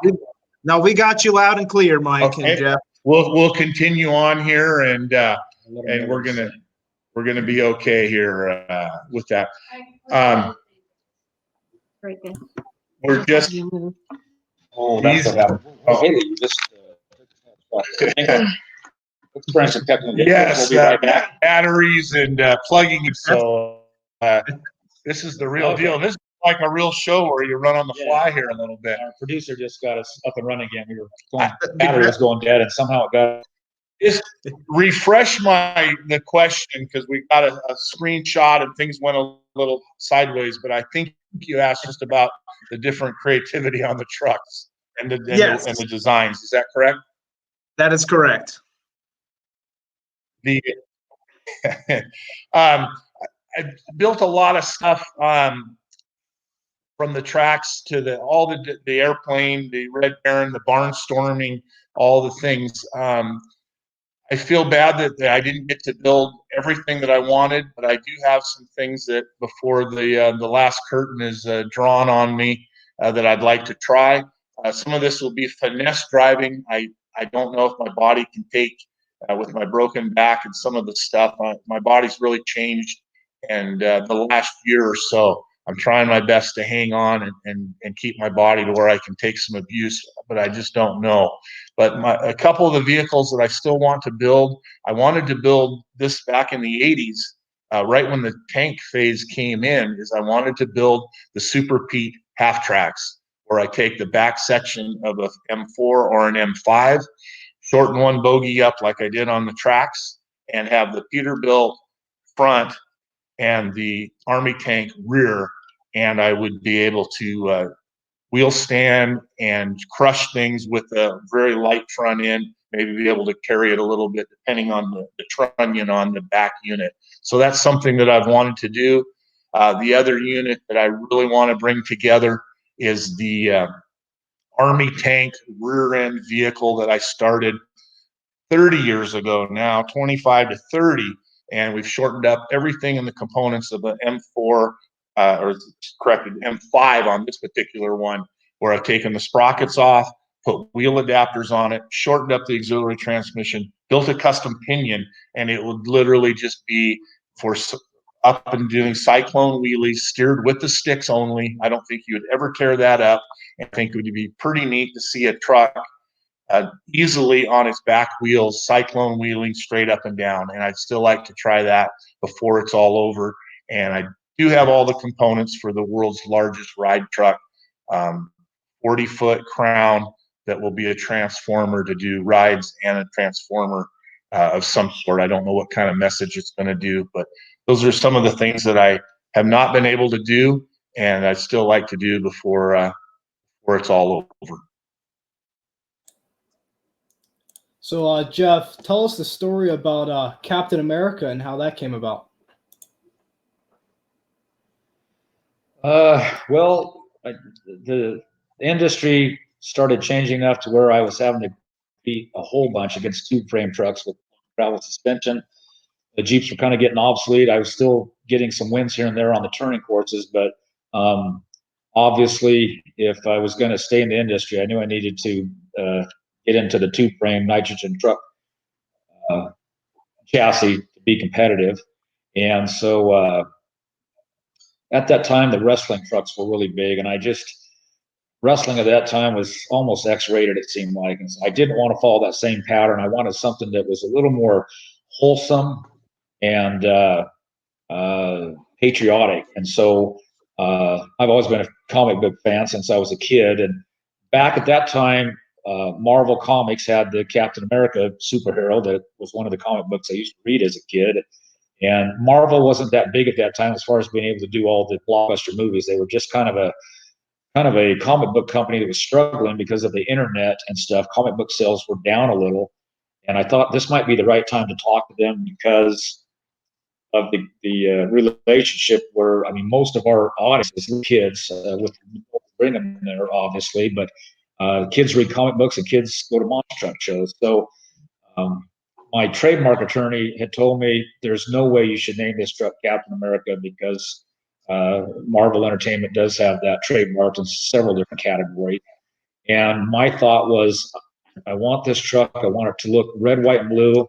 I'm going to call it Captain America. I'm not going to put the image of the superhero on it. I'm not even going to reference him, but I'm going to get it done. I'm going to get some footage of it, and I'm going to have somebody go approach Marvel Comics on my behalf and see if I can maybe secure some type of a sponsorship on this new truck. And I thought it would be a great deal. So we get the truck done. We start doing some shows with it. Get it pretty dialed in. It's doing really well.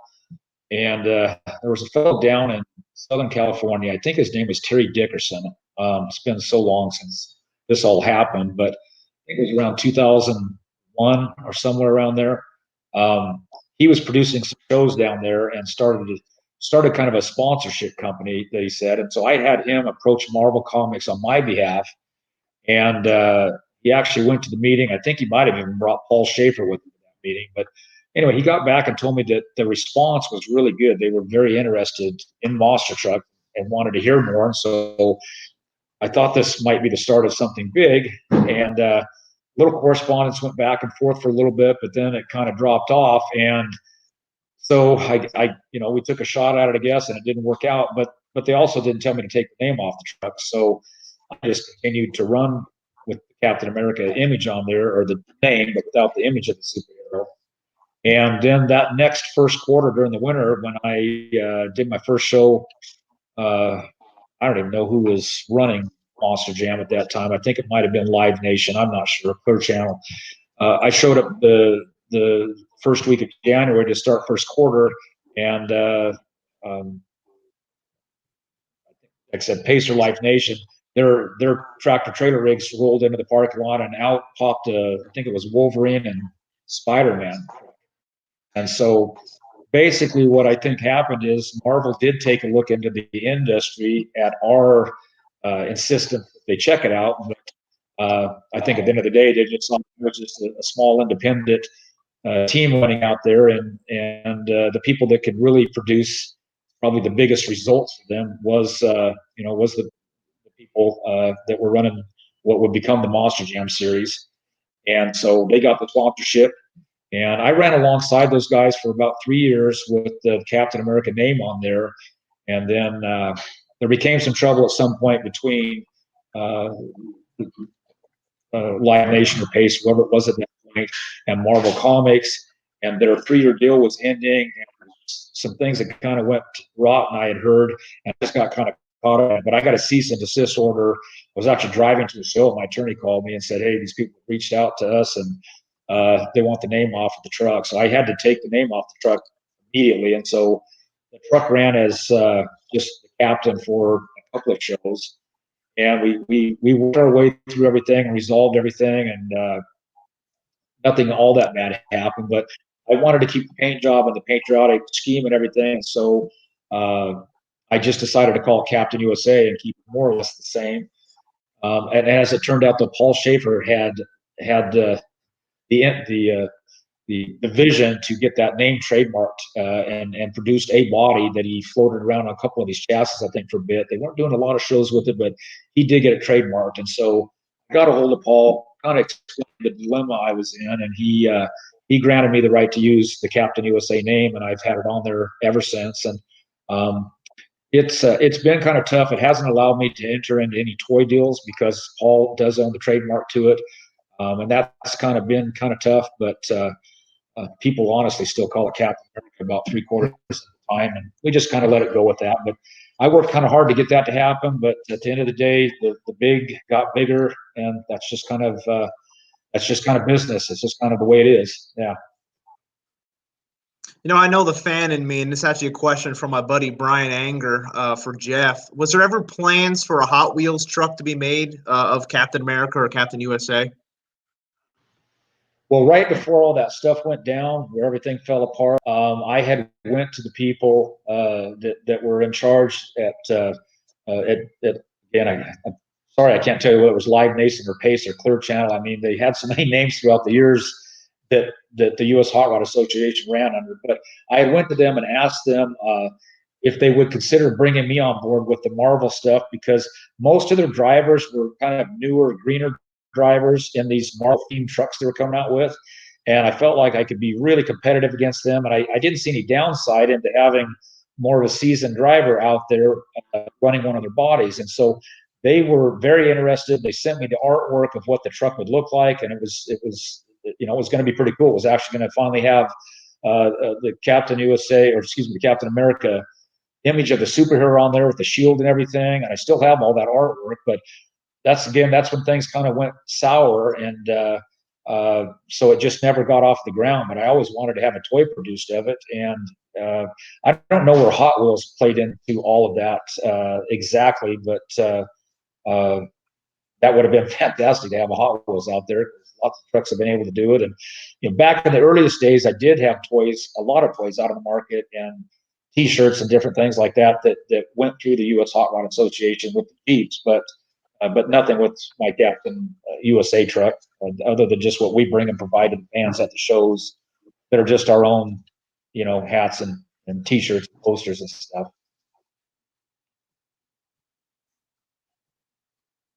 Another question for Mike, going back to the announcing, I think one of the signature trademarks of whenever you're on the mic, and we had a play at the beginning of the podcast tonight, you would just yell in the microphone, "We want air." Where did that even come from? Well, it just kind of started with the log and the tires and getting out to be part of it. And it's been a bit of my deal to have the crowd interact as much as we can with the show. And the "We Want Air" was just kind of the chant. And the louder they went and the more noise they made. And we had our trucks that could really bounce it up good. And we think back to like Chris Guzman and one of the Super Pete's with the pretty solid suspension in front. And some of them would really catapult up good. And the Metal Mike days when Metal Mike drove, and even Steven Smith in the last Freak Show, they would stand up pretty darn high, and the Loader Mike in the vertical limit, all stuff that went great for the "We Want Air." And then that's just kind of changed to different ones that I've changed out over the years when I announced the backflip and some of the things. And I've always felt that it just ties it all together, a little more personal touch with the fans and in the audience, and they seem to like it. They like to get behind it. So that's where that started, and some of the stuff now, we'll go and talk about. I say back, you say flip, and it just lets them be part of the stuff. And when the guys come out and do the backflip or the rollovers or you name it, you just fit it into it. And I've got some new material I've been working on. We got to do a little bit this year, but with the COVID, haven't done much announcing. But I did get to go out and try some new material out on the road, and it went over very well. We have a question here from Brandon Robbins, and he says, "What influence on shows did Crazy Charlie play with how you did shows, Mike?" Well, we were talking about Crazy Charlie today, and rest in peace, Charlie. There's a lot to talk about with Crazy Charlie, but I'm going to just, for the diehard fans, Crazy Charlie, and I wish I had the photo, but he was one of the early guys to do a triangulated 4-bar without the panhard on these early trucks. He had, I think it was the Behemoth truck, and his early ones, he ran the Clarks, because where he was able to get them completely out of the forklift. He was still pretty early on when we were fighting the bad knuckles deal. This is the same rear end that Terry Woodcock went on to take the long side axle, cut it down on the spline, and narrow it up. But they hadn't figured that out yet with Charlie. But Charlie did the first triangulated 4-bar. I'd like to see somebody show me differently, but this is way back. And he had the long, tall airbags with the triangulated 4-bar like we do today, where you don't need that panhard, and it worked really good. But Charlie's stuff, the early things with Charlie, we became friends. Things that we did, you wouldn't think of even trying now, but skits that we got to do back in the day where he would dress up as a certain character. And we had the spotted owl images out here when that was a big thing of logging. He'd come out as a spotted owl inspector. He's going to shut the show down.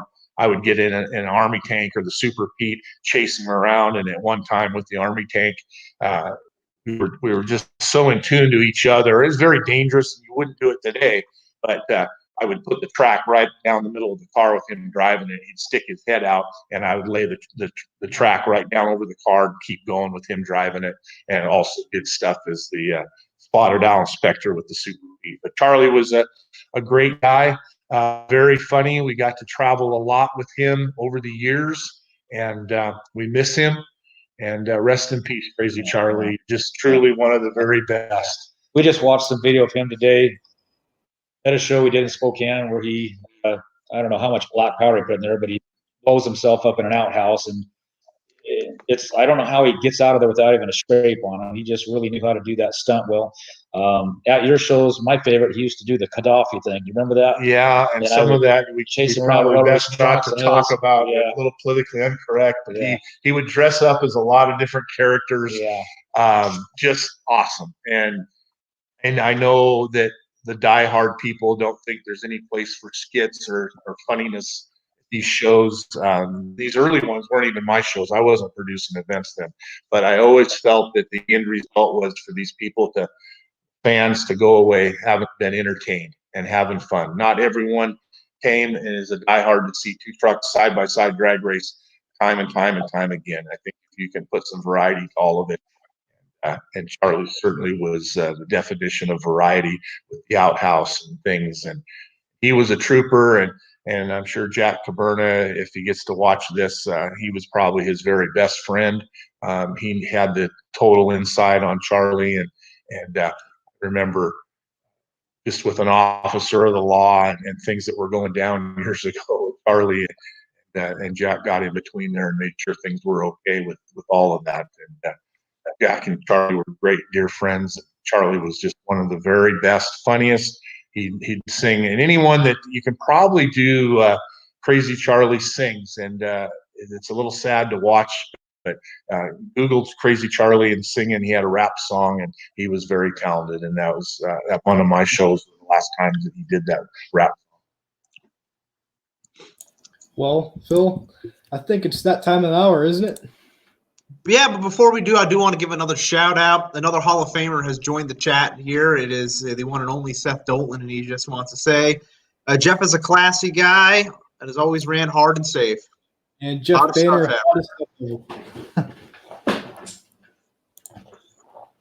Thanks, Seth. I owe so much to the start of my career to you guys, and that was truly the most fun I ever had in this industry was those early days back then. Yeah, really fun.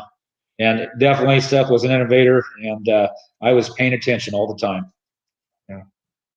Class operation with Seth and Jimmy and all the guys, and still one of the coolest pictures that I've ever seen was the lineup in front of Golden State's shop there with all the trucks. And thanks, Seth, for letting me come into the shop a little bit and when I'm down there, and I appreciate it. And I appreciate the shows that you gave me. It was just a great time, and you always gave me respect, and I always tried my very best to done well for you guys. All right, now it is that time, Vincent and everybody here. It's time for it to explain that photo. There we go.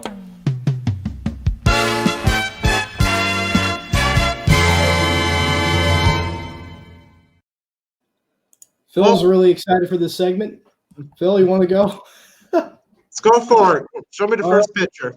Here's the first picture for you guys to explain, coming on the screen right now. Well, I would say that's a second or two from the impact of the drop truck from Salinas when we did that stunt down there at the Muscle Beach. Got another picture? Yes, we do. It's right here. That was the Super Pete at Sublimity. We started out at Sublimity many years ago. They had a couple of monster trucks there, and I went down and it was part of the Make-A-Wish deal, and I went down there and donated my first performance to the Make-A-Wish, and didn't know anything about the Sublimity show, and then realized that it was up and coming. So we did that for many, many years. Those were fiberglass logs that were built, and they're pretty darn thin, and I just wanted to try something different. That hitch on the back was with Premier Manufacturing, and I talk about a lot of opportunities that I let slide by in my career of being busy and things just going and not thinking things are going to change. And the fine folks at Premier Manufacturing donated that, and they were available for anything, everything that I needed. And I just didn't stay in as good a contact with those folks. And they're definitely one of the companies that I wish I would, especially in the industry and hitches. I just bought one of their hitches last week for $500. And it'd been nice to make the phone call and have things of that nature. And the other is the VHT company, and they set me up any and everything in '84, and I let that slip by also. But that was their, I think, Energy Suspension is the name on the side there. Those folks, again, I wish I would have paid a little more attention to that company. They all went on. So I had so many opportunities that slid by because I was so busy running shows, building things, that a lot of the little things slid by. And it's the little things that you need to pay attention to in your career that add up to big things. But that's a cool shot of the back in black Pete. It went from the purple to the black. I never cared for it as much in the black version as the purple and the violet, that metallic. That trailer, if anyone knows it, I left it behind there. I was so busy, I never picked it up. So that trailer could be somewhere around the Sublimity, Oregon area. I never picked it up. I don't know if it's hid out in the ditch. I don't know if it's in a farmer's field, but I left that behind because I had no room, and I never went back for it. So that trailer is somewhere. Another photo here. That was my little street legal mini version of the Monster Jeeps. I was fortunate enough to have a lot of relationships with some of these companies that Mike just mentioned, were included in there.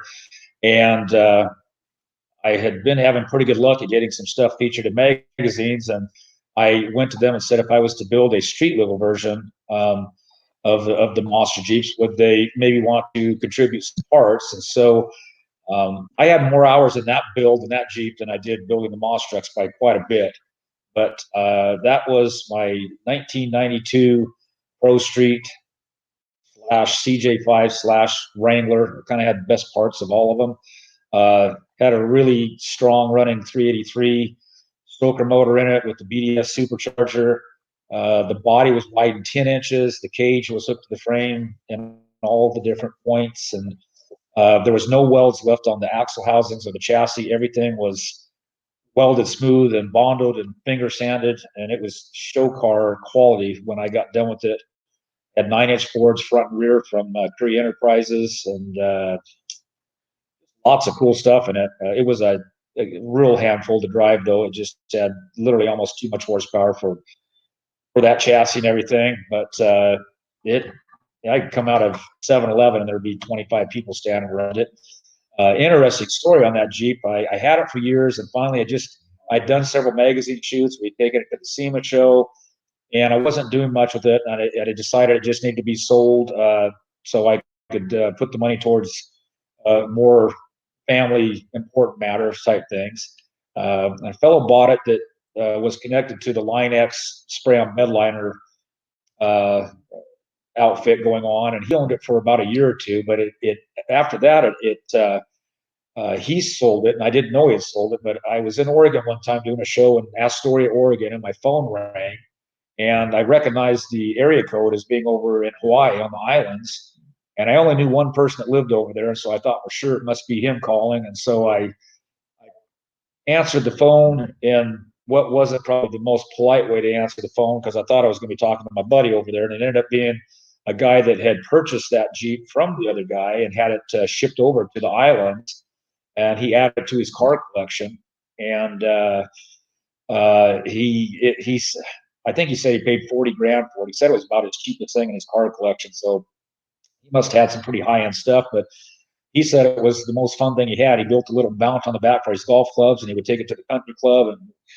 And I just kind of assumed he was a younger guy, and I came to find out he's actually I think right now he's about 75 years old. So kind of crazy for an old guy to be strutting around in something that squirrely. But and now it's actually back in Walla Walla, Washington. I just actually talked to the guy about 2 months ago, and I'm going to maybe go visit it because I haven't seen it for, oh, shoot. My daughter was only about a year old when we put it on a transport hauler and said goodbye to it. So it's been about 17 years since I've seen that. But that was a really fun build, and we did go out and really abuse that. I jumped it pretty hard multiple times for the photo shoot. I took it to the Jeep Jamboree up in Little Natchez and ran the Shoesting Trail, which is a pretty hard rated trail up there. I ran it both directions with that. We weren't sure how it was going to do it at high altitude and if it was going to overheat and all the different problems, but it had 2 great big Holley double pumpers on it. So not what you typically take up in the mountains to go jeeping, but with that supercharger, it kept all the gases flowing through the motor really great. And I idled around all day without it getting hot. And there just really wasn't anything. That thing would climb very easily with the tires there down. It was pretty stout little rig. I don't know if Mike got to see that. Did I get any shows? I've seen it somewhere. Yeah. I remember seeing how nice it is. It's typical of your quality of build. Some of the very best stuff. Well, part of the money when I sold that was going to go to my Harley I was going to own someday, but I never owned a Harley. The money goes somewhere else. But yeah, it was great to build that, and yeah, I hope to see that thing again pretty soon. Got another picture for you, Jeff, coming right at you. That was a good time. That is Ray Pfluger. He actually was the guy that created and started Flowmaster Mufflers, and I met Ray through another friend, and we did a lot of shows in California. Their plant was based out of Santa Rosa, I believe, and so we would stop down there fairly frequently. And they outfitted both Jeeps with complete Flowmaster exhaust systems and totally changed the tone of the truck. I really, really liked it on the red Jeep in particular, how it sounded. Obviously, blown injector motors are not used to having, particularly ones run on an alcohol, they're not used to having exhaust systems. It kind of chokes them up a little bit, but it still ran pretty well with it. We did eventually, I think, take the exhaust system off the yellow Jeep and go back to just a straight header with a dump. But we happened to be visiting down there that time when that photo shoot took place, and they had us. They took some pictures and put it in their catalog with the Jeep parked on top of 4 Flowmaster mufflers. Ray's wife at the time, if I remember this story right, Ray Pfluger's wife was pregnant at the time, like about 6 months pregnant. And I had offered to take Ray for a ride in the yellow Jeep while we're there, because the yellow Jeep, once I changed it over to alcohol, from a dead stop on cement, I could pull that thing up into a full wheel stand from a dead stop. And I wanted to take Ray for a ride in that. And he declined, but he wanted his wife to go for a ride in it. And she was game for it. So we were out there riding wheelies in the parking lot in front of all their workers there and having a good time. And I've still got the brochure from that year that's got the Jeeps on the front and back cover. That's my friend Doug Burks is standing on top of the red Jeep he was driving at that time. And we really enjoyed meeting those people. Flowmaster just makes some of the best performance exhaust products, out there, period. And, we talk about how much money it takes to run monster trucks and stuff like that, but the help of these sponsors is so critical. And I always felt like we could just never quite do enough for them. But when we got to do something special like that, where we got to visit their plant and meet the employees and see how they build all their stuff, was really fun versus just putting a decal on the vehicle somewhere. This made it a lot more personal, a lot more fun. Got a picture here for Mike. Well, that would be the Kingdom after the Rolling Who Vengeance. does this stuff? Oh my God! It was after the Rolling Vengeance, so I had some money, and these tires came along. I don't know if it's a good time to talk about the stories of those tires or not, but it comes and goes in waves of the people that are curious of the 10-footers that Chandler ended up putting on Bigfoot.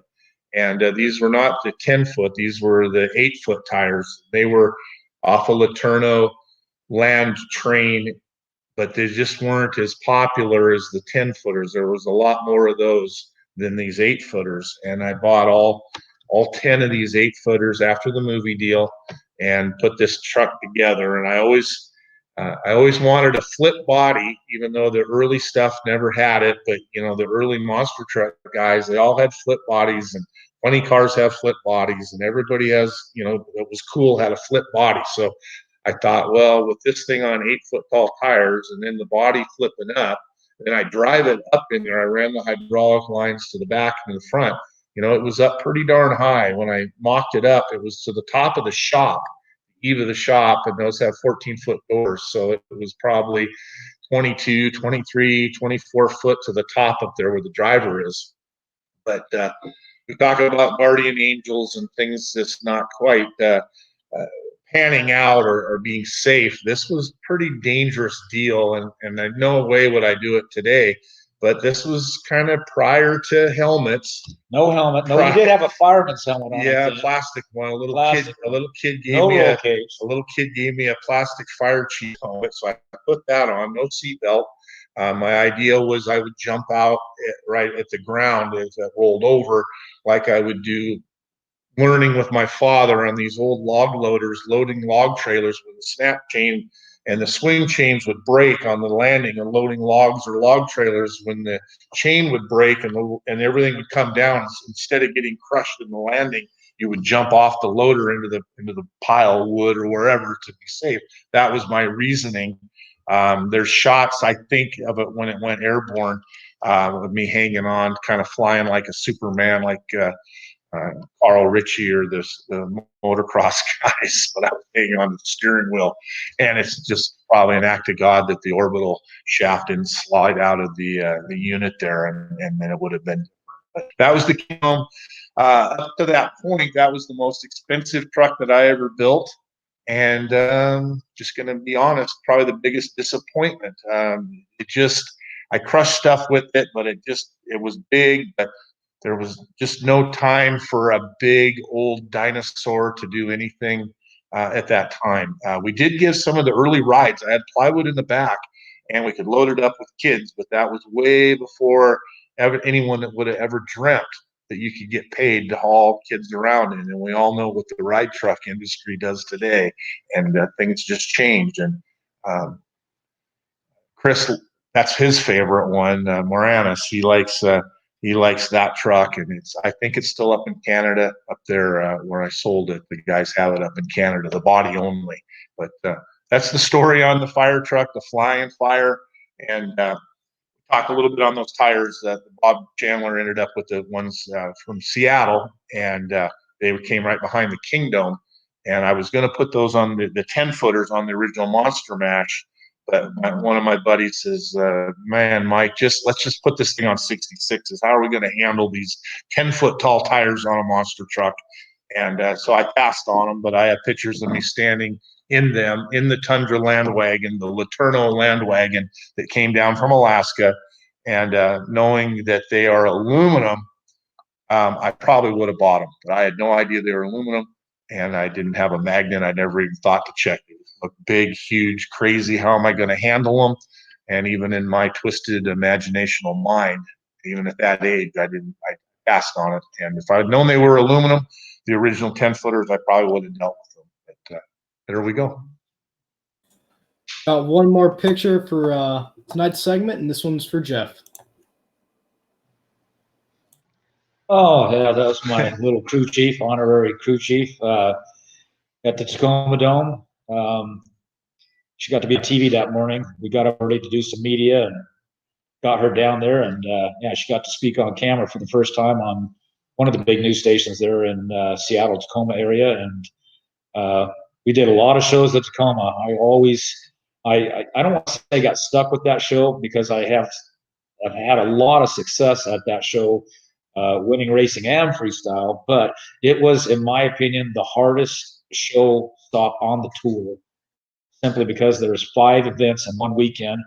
And people don't want to really recognize the Tacoma Dome as a true dome event, but it actually does have a very big floor space, and we do get up to really high speeds. And it might be a little smaller stature than some of the biggest domes we've been in, but in my opinion, it was a full-blown dome show, which we know most people only do a one-night show at those dome shows because it is so hard on the drivers and trucks.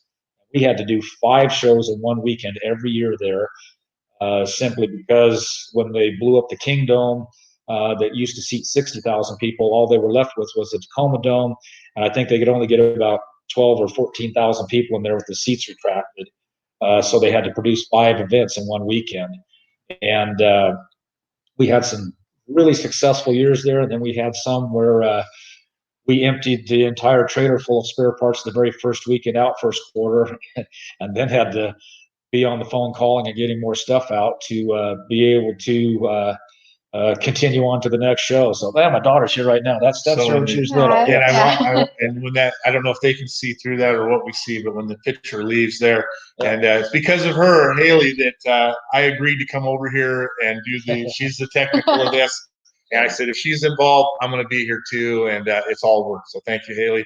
Yeah. You did awesome making me and your dad. It actually wasn't quite as tough as we thought it was going to be, or you just made it look easy. I think you just I overcomplicated think Mike and I are just scared of we're analog men living in a digital world is kind of what it comes down to. It's one more of the young kids that have grown up to be awesome that we've got to all be part of.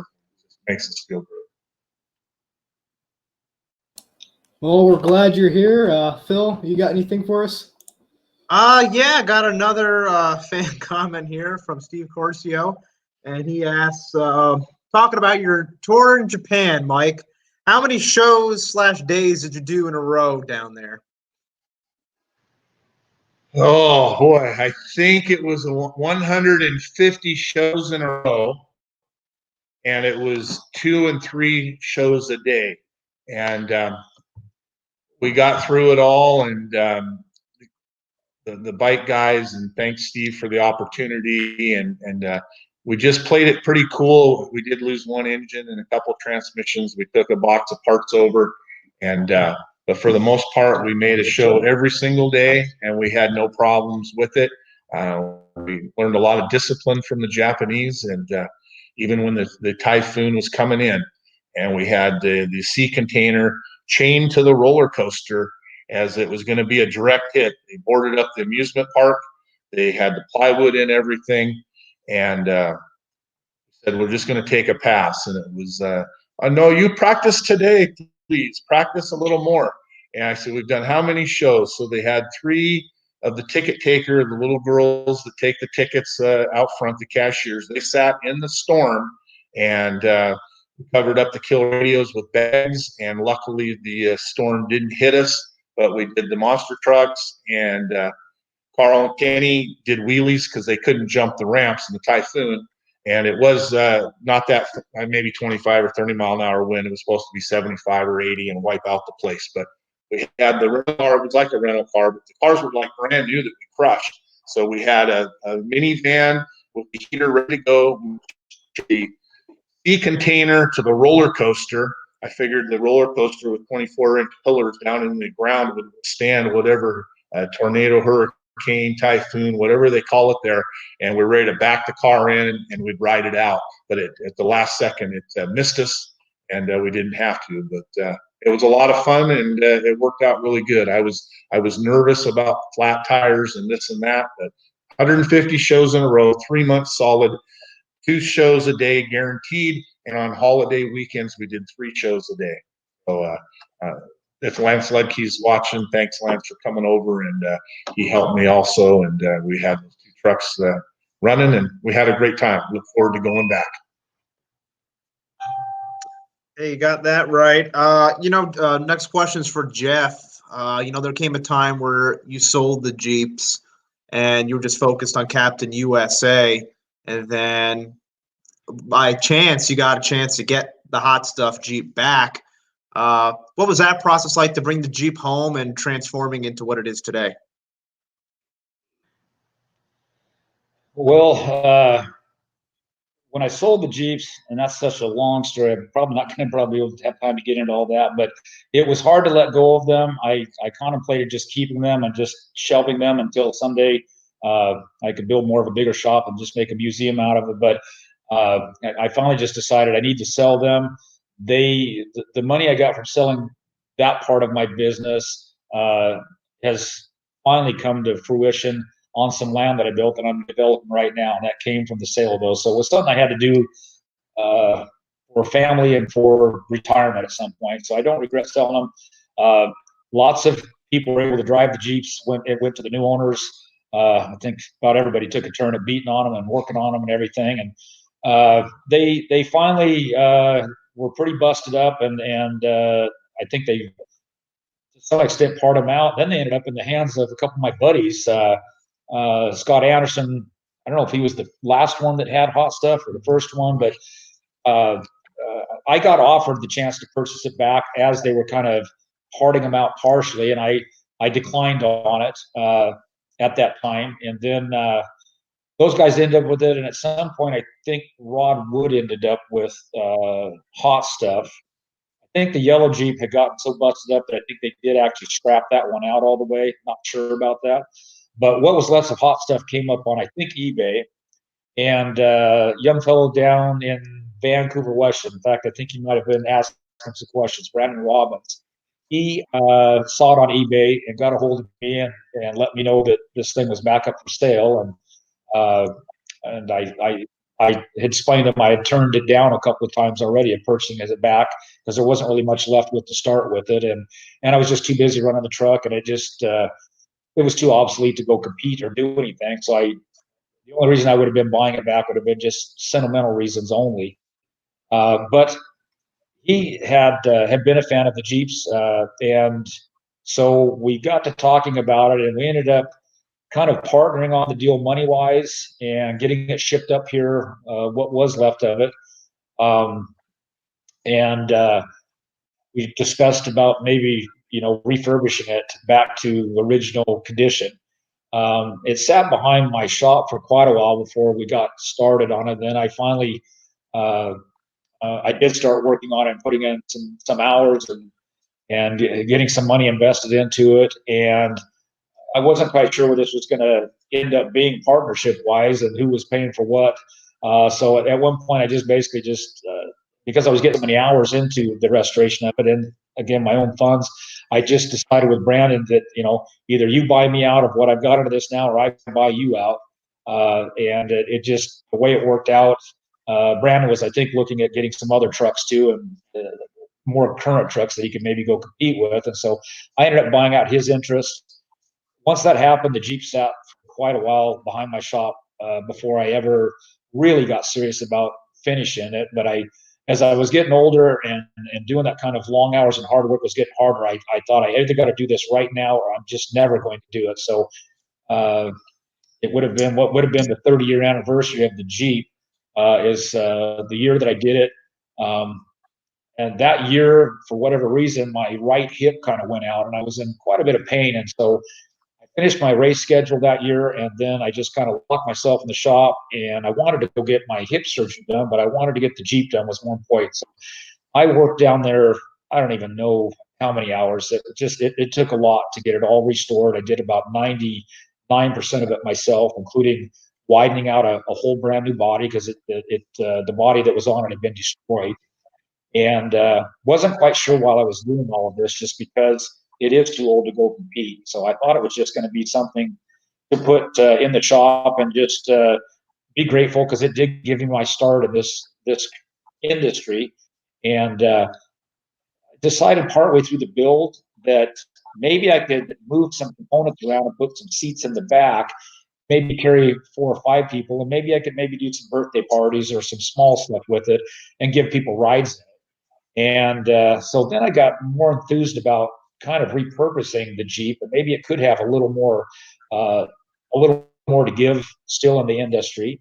And then as we got close to the end, I decided that just being able to carry 4 or 5 people wasn't enough. And so I got the idea to hang 3 seats clear off the back end of it And now I was up to basically can carry 8 to 9 people, which is about what most of the current ride trucks are able to do. And so then it really started taking more shape to where it could potentially someday have a future as a ride truck. One of the biggest obstacles, though, is all the ride trucks are able to just back up to a pretty simple, you could almost just go get the same staircase they use at Home Depot, but just a simple ladder that loads all the passengers into the back of the truck. And with ride trucks, you've got to be able to load and unload people very quickly and very safely.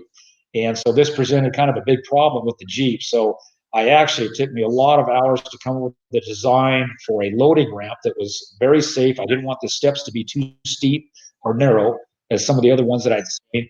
And it ended up where when the Jeep comes to a stop, we just slide this very large loading cart, I guess you would call it, that just slips over the rear wheel.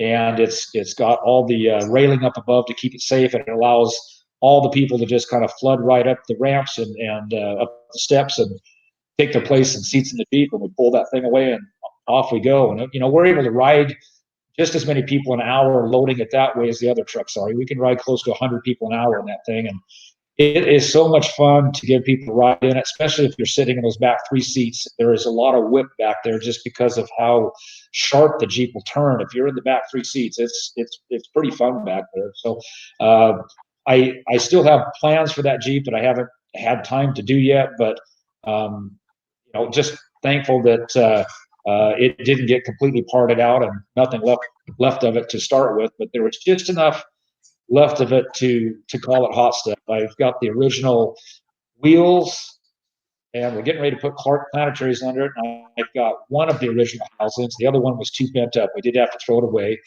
Got the original transfer case, and even though the body had gotten destroyed from the other guys that owned it, I had the original steel hood up in my rafters, the one-piece hood that we had fabbed together. And so half of the body is the original body that was on hot stuff. So it looks like quite a bit of the truck is still original, definitely more than some of the restorations that went out there. But it's just, I walk past it every day in the shop and just think about being able to do birthday parties and just work with smaller groups and interacting with them. And I've got it set up to where the little kids can actually drive it themselves. I put a brake and a gas pedal in front of the middle seat.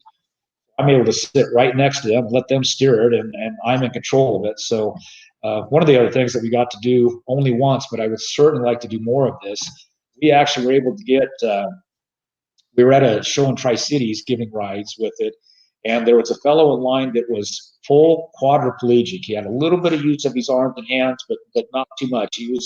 His disability was pretty severe. He was a soccer player, and he was over in Australia, I think, in a match, and he took a hard blow just below his chin. Anyway, it paralyzed him, and he wanted to go for a ride of the Jeep so bad, but we weren't sure how we were going to get him up in there because we just didn't have anything set up for that yet. But I decided that we would take it at the intermission break when the crowd would leave and there wasn't so many people around, that we were going to just steal a forklift from the facility there and lift him in his electric chair up there. And I decided if we were going to go to that much effort, I might as well put him in the driver's seat. So we were able to, with a couple pretty big, strong guys there, get him out of his electric wheelchair and get him in the driver's seat, strap him in there. Somebody ran and grabbed one of those Brody knobs or whatever you used to call them that the tractors had on them, put it on the steering wheel, and he was able to get a pretty good grip on that. And he wheeled that thing all around the track arena in Haskell there for probably 20 minutes. And it was so great. I was working the brake and gas pedal, and he was running the steering, and it was really, really was a cool deal. I mean, I would just love to do more of that now at this point in my career. And hopefully someday I'm going to just get to do more of that. But anyway, hot stuff kind of, we've kind of repurposed it, and maybe it will still do some entertaining and some good out there. Yeah. Next one is for Mike, and it's about this truck right here. Red Baron. Tell us about the story. How did you come up with Red Baron? Well, it's kind of an odd deal. We were doing shows, and from the log and tires, and we want air, and we want to roll, and all the craziness. this gentleman, he goes, man, he says, you're kind of like the old barnstorming show days. And then it made me think, a lot of odd things. And thought, man, I'd just take a piece of pipe and make a fuselage and go ahead on it. And Mike Edgar, Metal Mike, he drove it, and Moondog Guzman also. I couldn't fit in it, but it looked pretty good, and the proportional, it was pretty decent. It was just a rear wheel drive with the 48s and straight axle in the front. I had extreme failure with it early on, the very first show. I bought a bunch of used flat bar, 5/8 by 4 flat bar out of a wrecking yard or steel place in San Jose, and it ended up being really like a cat blade AR. I don't even know what number it would be, but it was brittle. So that very first show, the very first launch, everywhere I used that 5/8 by 4 flat bar for the pan hard, all the mounts, every single one of them snapped and broke. So the pan hard, the axle, the shock mounts, when it landed, everything was on the ground, and I had to redo it. That was my steel story on that. But turned out pretty cool. It's just a carbureted engine, and this is we talked a little bit with Jeff on the story. Do you want to talk, Jeff, on the push off, or I've been a little bit of a hog on some of the stories, rambling, but we had this, and I'm going to let Jeff finish the story, but that's a great photo to talk about where Jeff came into play to helping me save the show, and he can tell the story, and then I'll wrap it up just a little bit on the very final thing about taking it to the next show. But a great photo for us both to talk about, since at the show in Walla Walla, he was part of that stunt. Yeah, that besides the Red Baron plane going off that ramp truck, I ended up getting to use that ramp truck a bunch with my Captain America truck back then, and it was perfect. I think you just pull out in the arena, shut the key off, tilt the bed, and we had a really nice big jump that you could send it out there pretty far. And so I had done that earlier. Mike had advertised, as he did at all these places, this Red Baron stunt, and it was always fun to watch. It was just rear-wheel drive, and so it always just cleared that nice cab of that truck, because Mike had done a great job restoring this truck and painting it, and aluminum wheels and all the stuff he always does with his toter rigs and stuff. And I was always worried that plane was going to come up a little short and hit the truck, because sometimes it didn't launch out there quite as far, depending on what was going on. Well, at this one show, I'm not even sure what was wrong with it. It wasn't running real well. It was down a couple cylinders, and it seemed like it was getting worse. But Mike had put in the advertising that this was going to happen, and Mike is a no excuse kind of guy. If he says it's going to happen, we're going to try and make it happen, even if we know pretty much what the end result is going to be. And anyway, when the airplane wouldn't run very well, he came over and asked me if I would take my Captain America truck and just get behind it and just take off and get him pushing as fast as I could. And then I don't know what I was supposed to do. If I was just supposed to hit the brake, yeah. It was gonna keep going real fast. And I said, Mike, I don't think this is going to work. And Mike was kind of pleading with me. He said, this has got to happen for this crowd. He had a good crowd there. Spur of the moment. This is a spur of the moment, not rehearsed. It had a problem beforehand. It had a problem and just barely moved. Yeah, and it's not like I had a big push bumper on the front of my truck. I had my shiny truck that I was trying to keep shiny and nice. And anyway, anytime Mike really asked something of me that some of the other drivers weren't willing to do at some of the shows I've been to, I've tried to step up and do whatever crazy thing he had cooked up. So, but again, we didn't think it through all the way. We just did it real quick. And the first thing that happened when I got behind the truck and went to go to do it, I nailed the gas, and my truck just kind of reared up and mounted the airplane like a bull and a heifer. And I just kept pushing him, and I got him going as straight as fast as I could at the ramp. And then I hit the brakes at the last minute, and I think it still ended up just kind of powering off the end on 3 cylinders, and it completely crushed the cab of the ramp truck, which was kind of just sad for me to watch that, because we kind of knew that was going to happen. But that became entertainment itself to the people that were in the stands. The end of this story, though, the front bars of my Captain USA truck still show the scars of that one particular thing. I've never fixed it just because it's kind of a good story when I see that bent tubing up there. But the next day we were doing a show in another town about 2 hours away, and the young fellow that was in charge of getting the ramp truck moved to the next show, we all left out at different times, but we ended up catching up to him and passing him. And he was driving the ramp truck. The cab was completely smashed. There was no windshield. I don't even think there was any of the pillars. He had a set of goggles on, and he was thumbs up, and we were ready to go to the next show and do it all again. So yeah, he pulled into the fairgrounds, and we caught up to him right about the time. And DOT was there, and they had their the van that they used at the time, but they just shook their head and they didn't come in there to get a closer look that day. So we got lucky there. But Sammy Baca was the driver of that with his with his goggles, and then he drove the Outlaw quite a bit too. So and. Great times, interesting times, but we just always tried to put on a show and made it happen. So, Mike, there was a time where you attempted a backflip with the truck. Well, I don't think anybody was inside, where you dropped the truck off a ramp. How was that like? that was my dad. Yeah.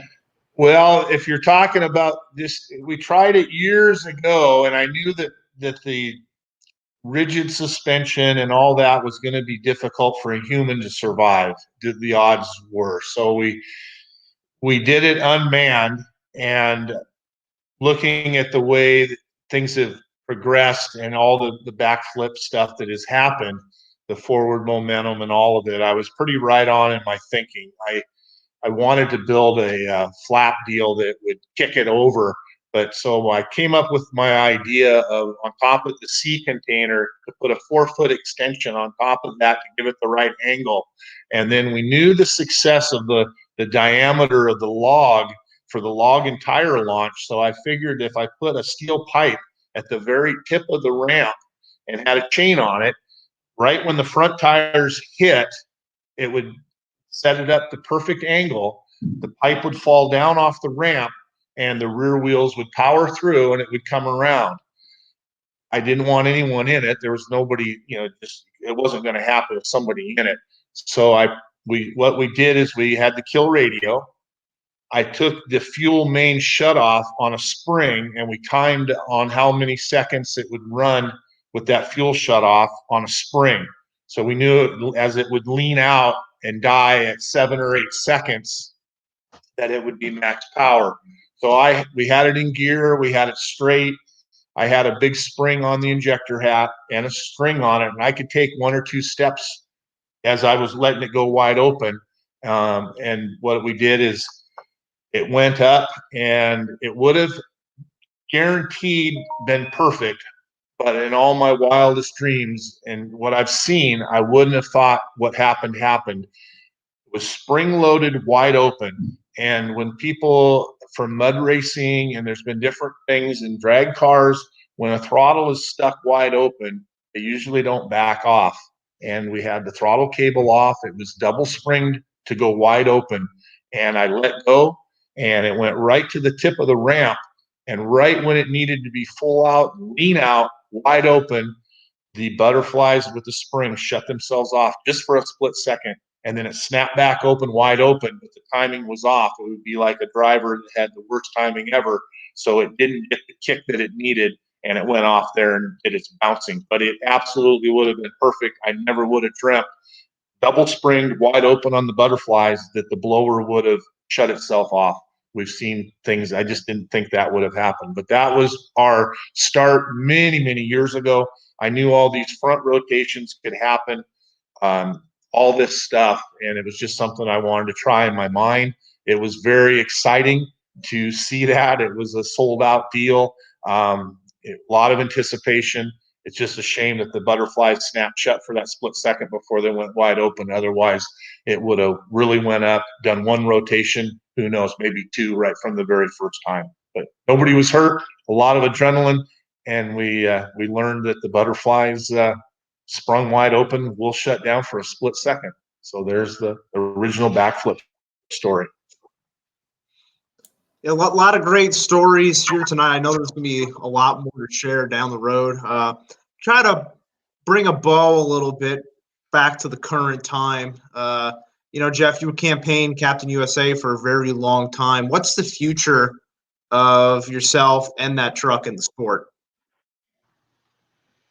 We're really on the fence right now. This is the first year since I drove my first monster truck in '83 that I haven't jumped the truck up in the air. I've only had the truck out once this year. It was for the 4th of July celebration, and I really did that just to get the hauler and the truck out and move it around a little bit. It's not good for equipment to sit that long. And a few shows took place this year in some of the states, but we just didn't participate. Also, not even sure why it happened, but in May, the retina, my right eye detached, and I just about went blind. And so I've had to have about 3 surgeries now. I'm starting to get my sight back, but between that and not having any shows this year with COVID, I guess I'm just not quite sure what's going on. I guess we'll see if 2021, and we're going to be able to, the industry is going to be able to start to go back and normalize. And I have 2 people looking at buying the truck that seem pretty serious about it, and we just decided we would talk about February and just see what's on board. If I do sell it, I'm hoping to sell it to somebody that I can stay involved with it to some degree, just because all I've ever known my whole adult life is monster trucks, and it's kind of hard to get away from it. It's Terry Woodcock has always described it as a sickness, and it is to some degree. Mike knows what that feeling's like, and but I have other things I want to do, and sometimes that monster truck has gotten in the way because I've only been doing maybe 12 to 15 events a year for about the last couple of years, just enough to keep me busy and active doing it. But I've got some other opportunities coming up that I really probably should focus on. And I asked the doctor if this detached retina might have had anything to do with all the jarring around and stuff, and he just really wasn't sure. But I probably should have got out of this a long time ago. I don't want to ride this all the way to the ground to where I'm so busted up I can't move. And so, to back up just a little bit, the safety equipment that's come about is the only reason I've been able to keep doing this the last, I don't know when I started wearing a Hans device, somewhere around 2003 or 4 or 5. But without that, I would have had to quit back then. I had hurt my neck several times really bad. And that Hans device has made all the difference in the world with the containment seats and everything. And it allowed me to keep running the truck. I mean, most of the time I get hurt now, it's just from lifting something heavy that has to do with just, changing out trannies and rear ends and taking Clark planetaries off. Everything's really heavy, and that's taken a real toll on me. Driving the truck has not really been that bad the last couple of years, but I'm also not setting the world on fire and trying to be the highest jump out there or anything else. I'm just doing what I could do and still enjoying it and feeling grateful to have had a career that's went this long. There's I don't know how many people have been doing it every single year consecutively with no breaks, but there's not too many of us that have done it this long. And I'm kind of sad that I didn't get to jump the truck at all this year. I probably should have just tired it up and went out in the field, and at least I could have said I aired it out once or twice, but it's just been sitting there, and we've been working on other things. So guess I don't know really what the future is just yet, but I've talked to Terry Woodcock about some other things that might want to keep me as owner in the truck and do some more things with it. So I'm just waiting to see how that materializes. All options are on the table, I guess. So this question is for both of you. And Mike, you kind of talked about this earlier in a way, talking about the future of the industry. And what advice do you have for people looking to get their foot in the door in the monster truck industry? Well, there's so many different aspects to it, whether you come from a financially secure situation and want to have money to put to it, or you just have a desire and it's your passion that, you were just a little kid and it's something that you think that you were born to do. You just got to be around it. And you aren't going to get there by not acting on it. Whether you try to correspond. I get a lot of people, not so much anymore, but I used to get a lot of letters and a lot of things from people that would get the address and send and ask to come out and be part of the deal. And just at any level that you can get your foot in the door to start, you just got to take that opportunity. And timing is everything. I think we've said it tonight several times that if you're in the right place at the right time, those opportunities will be there. And sitting around complaining and saying, I'll never get to do this, I'll never get to live my dream, I'll never get to be at a show, I'll never be behind the scenes of the show. You've just got to get there to the people.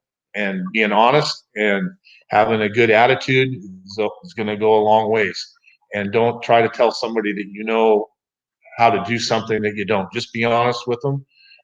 We've all had to learn from somebody, whether it was self-taught, our parents, our grandparents, whoever taught you. So if you mechanical ability is a great thing to have, but it's not a deal breaker to be in the industry. You can get there a lot of different ways. And my advice to people would be learn as much as you can from whoever you can. And even if there's no monster truck teams around anywhere close to where you live, and say you didn't have a grandpa, you didn't have a father, you didn't have a mother, go around people that have mechanical abilities, the welding, the wrenching, all of that is a good starting point. Because when you have a young person or any person that can come to the table and actually say, this is what I can do, you're going to listen to those people and say, man, maybe we should have them. So you've just got to learn something and never give up on it. And if you're absolutely not a mechanical type of person, and I've said this many times, there's behind the scenes people, there's computer people, there's design people, there's CAD people. I think back to the very earliest of my career and my dear friend in Canada, Glenn, and I met Glenn in '84, I believe, and he brought out, and I've told this story, a lot of people don't believe me, but he brought out this file of drawings that he drew back in '84, and he had full-on tube frame, triangulated 4-bar, driven monster trucks. And he's an Indian from Saskatoon, and we became dear friends for all these years. And he showed me these pictures and these designs, and I looked at them and I said, man, that's pretty great. I said, I don't know if that lightweight stuff is going to be, what we're doing. We have 16, 17,000 pound monster trucks. I said, look how flat these trucks do the cars. And he goes, boy, I think these two frames, I think they can really perform well. But there was no trucks anywhere like that. Design, he was 20 to 30 years ahead of the industry norm. So a young man that we met, and maybe in the community he's from, trying to tell other people there, his friends, about what he'd done, they probably did. And here he was spot on. So there's a lot of great ideas, a lot of great opportunity for people to shine. Don't give up on those dreams. Put yourself in the right place, and it can happen. I've seen it time and time again. Yeah. It is really tough to crack into the industry right now, because when Mike and I started, there wasn't all that many trucks, and so there was high demand and not much trucks out there. There's so many trucks out there now, and so it is kind of tough, especially if you're going to try to get a seat at the big table in Monster Jam. There's only room for just so many, and they're looking for the best of the best, and it's very hard to crack into that. But it's kind of sometimes who you know, and when you get there, you've got to be able to perform. You're not going to be there very long if you're not performing at a top level all the time and showing your dedication, because it is such serious business nowadays at running at the top echelon of this in how they do everything. It's changed just drastically so much in the last probably 7 or 8 years. Is the biggest change I've seen in the industry. There's always going to be the mom and pop shows, and that's kind of really meat and potatoes of what most of the monster trucks are out there doing. Monster Jam, obviously, it's on television and it's exciting, and that has helped drive the industry really well. But in the background, you've always got to have all these independents that are out showing up in these smaller towns that Monster Jam can't come to, producing these shows and entertaining the fans. And it is a little tough. The sport has progressed to the point now where if you're watching Monster Jam, I mean, The trucks literally knock the tires and wheels off and just splatter themselves out there. Not much left of them. And for the independents that are out there trying to do this, it's simply even guys that have some money can't afford to destroy their trucks that bad every weekend and make any money or have any time to themselves, have a life. All they'd be doing is working on a truck 7 days a week. So that part's kind of been sad to see it go that way. It's one of the reasons you don't see Bob Chandler out there being super excited about double backflip stuff. He's got really nice equipment, and he likes to keep it that way. And it's not that they don't run foot trucks hard; they do, but they're just beautiful pieces of equipment too that a lot of time and thoughts went into. And it's kind of hard to see it get destroyed, but I know that our fans like to see that. It's exciting to see what these trucks can do nowadays, but if you're an owner of one of these, it's kind of tough to get out there and want to completely destroy your equipment that you've worked so hard on and put so much money into. But some of the guys that have done the best in our industry never cared about whether their stuff was shiny or how straight it was. They just went out there and left it all laying out there at the end of the show. And that's probably the best way to be, is to have that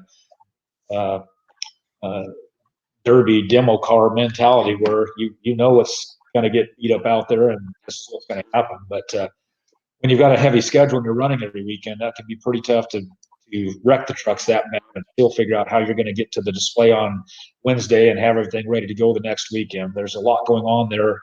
So for the independent teams to do that, you really have your work cut out for you.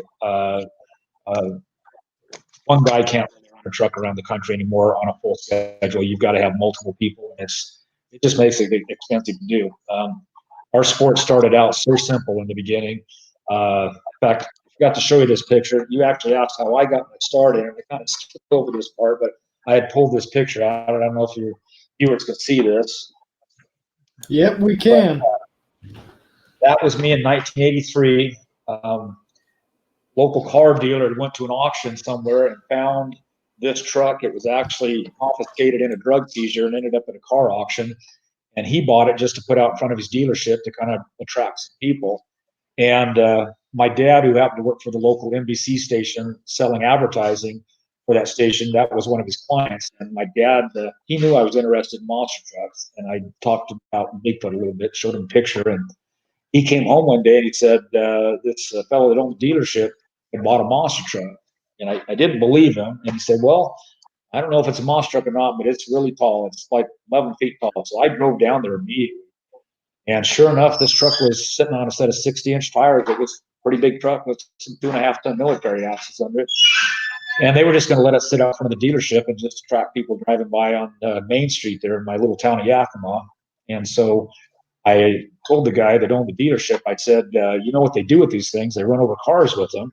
And I've never done it, but I've seen it done on video. And I think maybe we should get some cars and start shooting some commercials with this. And so that's where that truck kind of evolved out of and became something that I think we were shooting 2 commercials a month down there.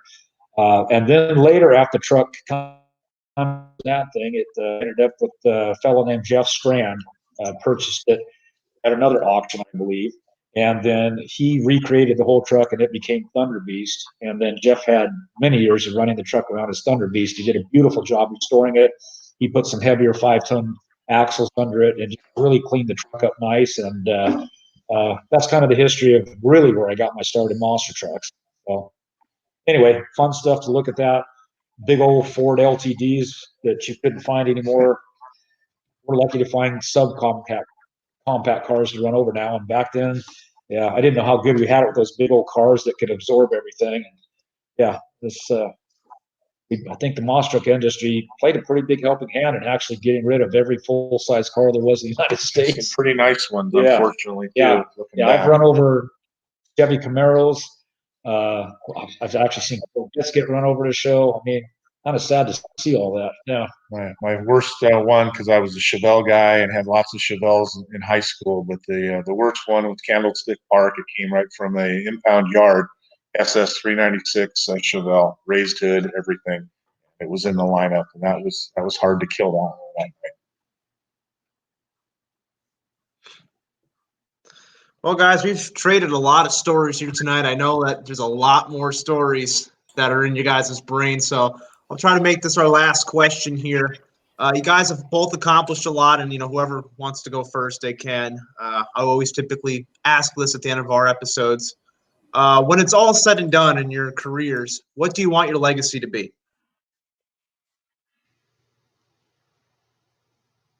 Go ahead, Mike.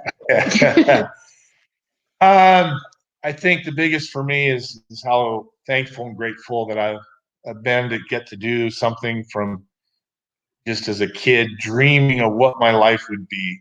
I think back of the kid in high school, and when it would snow, I would take my car an hour earlier to school and build a little racetrack in the parking lot, and be running a circle track like one of my old beater Chevelles, and just love to entertain and love cars. Some of the teachers in the school said, you got to quit working on these cars. You're going to be a failure. There's going to be nothing you can do in life that it's going to succeed at. And I just want everyone to know how thankful and the friendships that I've made are just second to none. I'm kind of a loner. I've never been married, no kids, but I've mentored a lot of kids.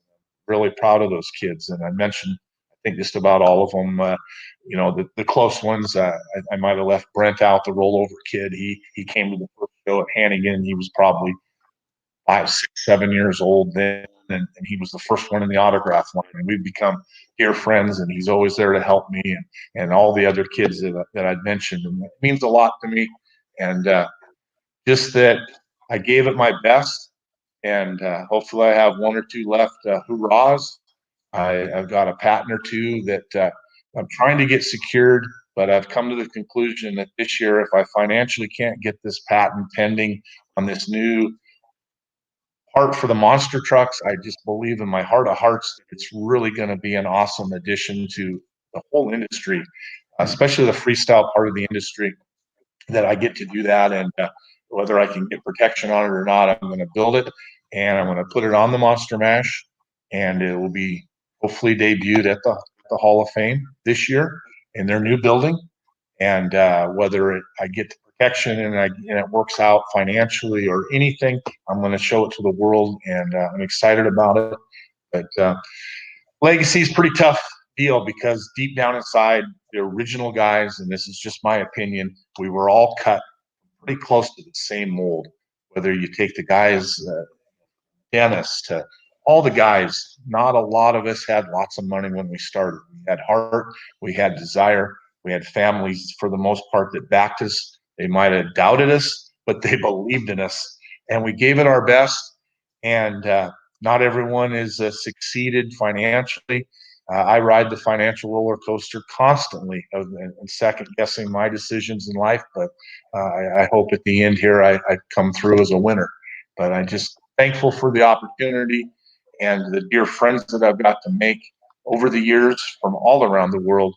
And when I say I miss my friends around the world, I sincerely mean it. And when I say I love all my friends and the kids and everybody I got to meet, I do. Thankful for my parents, my mom in heaven, and my father gave me the opportunity to do what I absolutely love. I guess if you're asking me the same question, most important is that I'm a good dad to my daughter. A lot of changes happened when I became a dad, and racing monster trucks became secondary immediately. I was fortunate the first couple years. My daughter was born. She got to travel with me full time to all these events, so that was. She won't remember that. She's a little too young, but we sure had some good times back then. And as far as racing monster trucks, I guess just that I always gave it my all. Always tried to show up prepared, and if my stuff broke, I wanted to make sure I tried to have the part and trailer, get it fixed as fast as I could to get out there to make sure that I was doing my job for the promoters and being out there the whole time, and not laying up and making an excuse if something wasn't quite right and I'm out for the night. I wanted to stay in there all the way to the end, when I could. And I don't know how many shows I've missed over my career, but I think you could probably count them on maybe 2 fingers. I mean, I've just always tried to make it happen. Always the best. Had always prepared. We're always prepared. Top notch. Could always count on that every time. I wasn't in Boy Scouts, but I followed their motto, you know. And same thing. I had mom and dad that I had their support. No matter all of my brothers, we've all had our mom and dad's support in whatever venture we tried, whether it was just anything. This was just kind of a different route to go, and very different from the avenues that my brothers took, but they've all been successful in their own right, whatever they tried to do. And so the monster truck industry is a little different in this aspect, in that you put in an awful lot of years into it, and when it's over, it's kind of over. One of the things that's definitely been a highlight of my career is just getting recognized by the Hall of Fame, and so grateful that the right people took it upon themselves to make that Hall of Fame happen, because it was something we needed so badly. And I think if they waited much longer, it just would not have been able to happen. But they've got it established now, and it's going to help preserve our sport, all the cool things that's happened in it, and recognizing the people that have contributed to it. And I'm not sure what to think about this 2 Hall of Fame thing going on. That's debatable, but certainly these guys that started the first Hall of Fame, and they continue to do a lot of volunteer in that.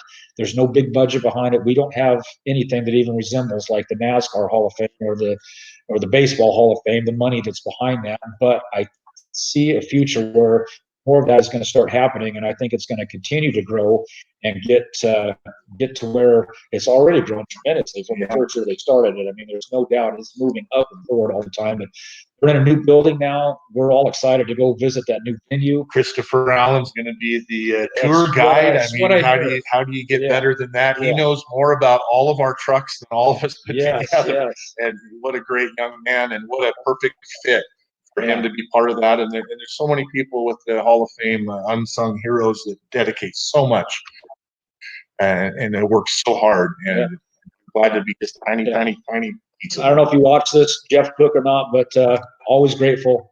Just amazing, and very well-rounded in his business sense, and all of it's great. I wished a lot of times. I love the Pacific Northwest. It's my home. It is not the ideal area to run a monster truck out of, as Mike can tell you. Every show was pretty much a long ways away. And I wish we were closer back to that Hall of Fame where we could hang out more with all those guys back there. And friendships have come from there. You did more East Coast than I did, but the guys the stories, we share the stories back there. And if you're a true fan, head back there, because there's the stories, and you get to meet, and the drivers. All I got to see was in the magazines of my favorite guys that I like to look at. The magazine, we were all in poster books, and to get to meet them on a one-on-one has been awesome. I don't know if you're closing out now. Mike and I were talking about what are we going to talk about on this, and are we going to get technical about things, or are we going to tell some of the crazier stories? And we brought up several of them, trying to decide what was appropriate. You got to tell the limo story, and then you got to tell the Frankish story. So if they don't cut us off, please tell those 2 stories. I love those stories. I couldn't believe the stories. Please do. We're not stopping you. Go ahead. If we're not going to be cut off, these are. And I hadn't heard these stories, and I'm pretty informed in the storytelling world of monster trucks, but these are great stories. Start with the limo story, and then finish with the Frankish, since it's an international story. Yeah. And in my opinion, hopefully Frankish will be the first international in the International Hall of Fame. Absolutely. Inductee. So that's a good way to finish this whole thing out with our friend Frankish. And that's the best story. It's one of the best, and it's clean, and it's a good family story. Well, it didn't seem real clean or family-oriented at the time. But go ahead on it, Jeff. This is going to be good. These are great stories. The first story, it seems like someone's always talking about monster truck drivers and rental cars and tearing up things and doing silly stuff that we did a lot of back in the day. But and it has my favorite monster truck driver in it, other than you. But it does have my favorite monster truck. Yeah. Well, that's drivers in it. We were all down in San Jose doing a show at Spartan Stadium. Pretty big field. I think there was 14 trucks down there. It was the Dave Matthews Zizek Motorsport event, which were some of the best produced events the West Coast had ever seen. Between him and Seth, they really put on some great shows throughout the 80s and 90s. And anyway, we were down there, and they were nice enough to let us park on their beautiful grass out there with the haulers so that we could be hitted pretty close to going in and out of the stadium there. And we were made to promise that, we would respect that nice grass lawn out there and that we would not power up the monster trucks as we moved on and off there. And they gave us the okay that we could all park there. Otherwise, we were going to be about a block away out in another parking lot, and that we didn't want that. So somebody rented a limo that night, or limo showed up, not sure who called for it. And I think we all went out in it, and then we came back there, and we were just kind of all standing around the haulers like monster truck guys do, telling lies. And Dennis Anderson and I went back in the limo to make another drink. And the limo driver was a smaller Asian guy, and he seemed to like hanging out with the monster truck fellow. So he was just hanging out there. He had left his limo running, and